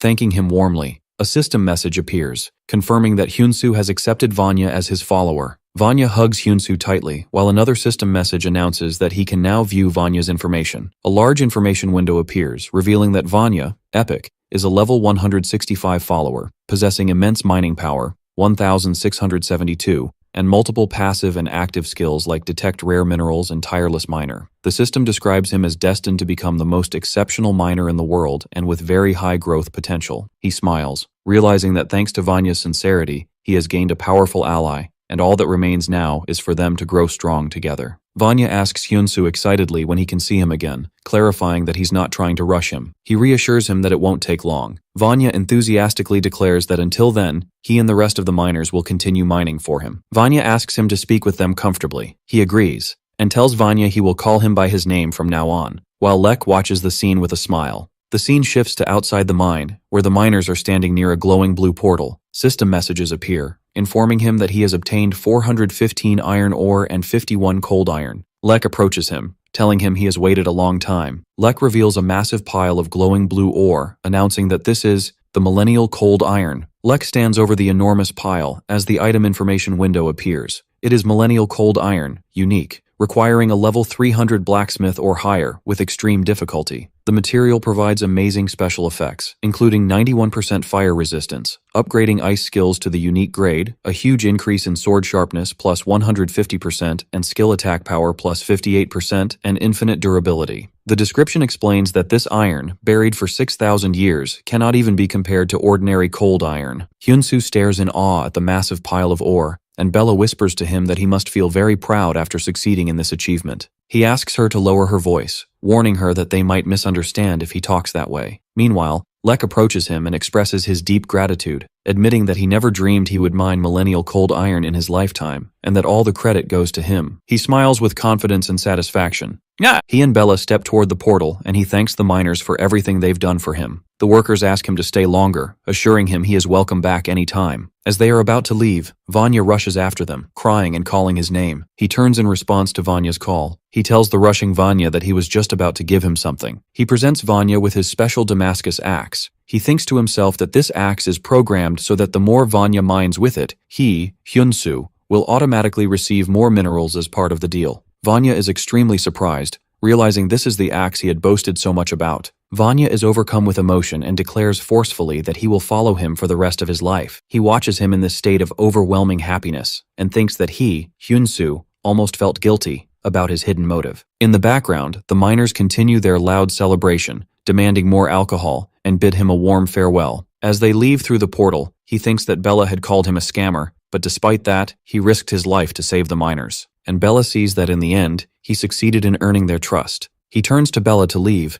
and she tells him that what he did was a little cool. He is surprised, and asks her in amazement if she just said cool, confirming that she was talking to him. A few days later, the scene shifts to the Salamander's Den, a place ablaze with fire and a massive flaming portal. Inside, Kang Hyuk-soo, the real estate investor, sits in despair. He sighs and curses his luck, admitting he's lost count of how many times he has tried and failed. Kang thinks in frustration that even the 11th ranked blacksmith couldn't craft the armor he wants. He sees a messenger bird heading toward him and assumes in despair that this dungeon raid has also completely failed.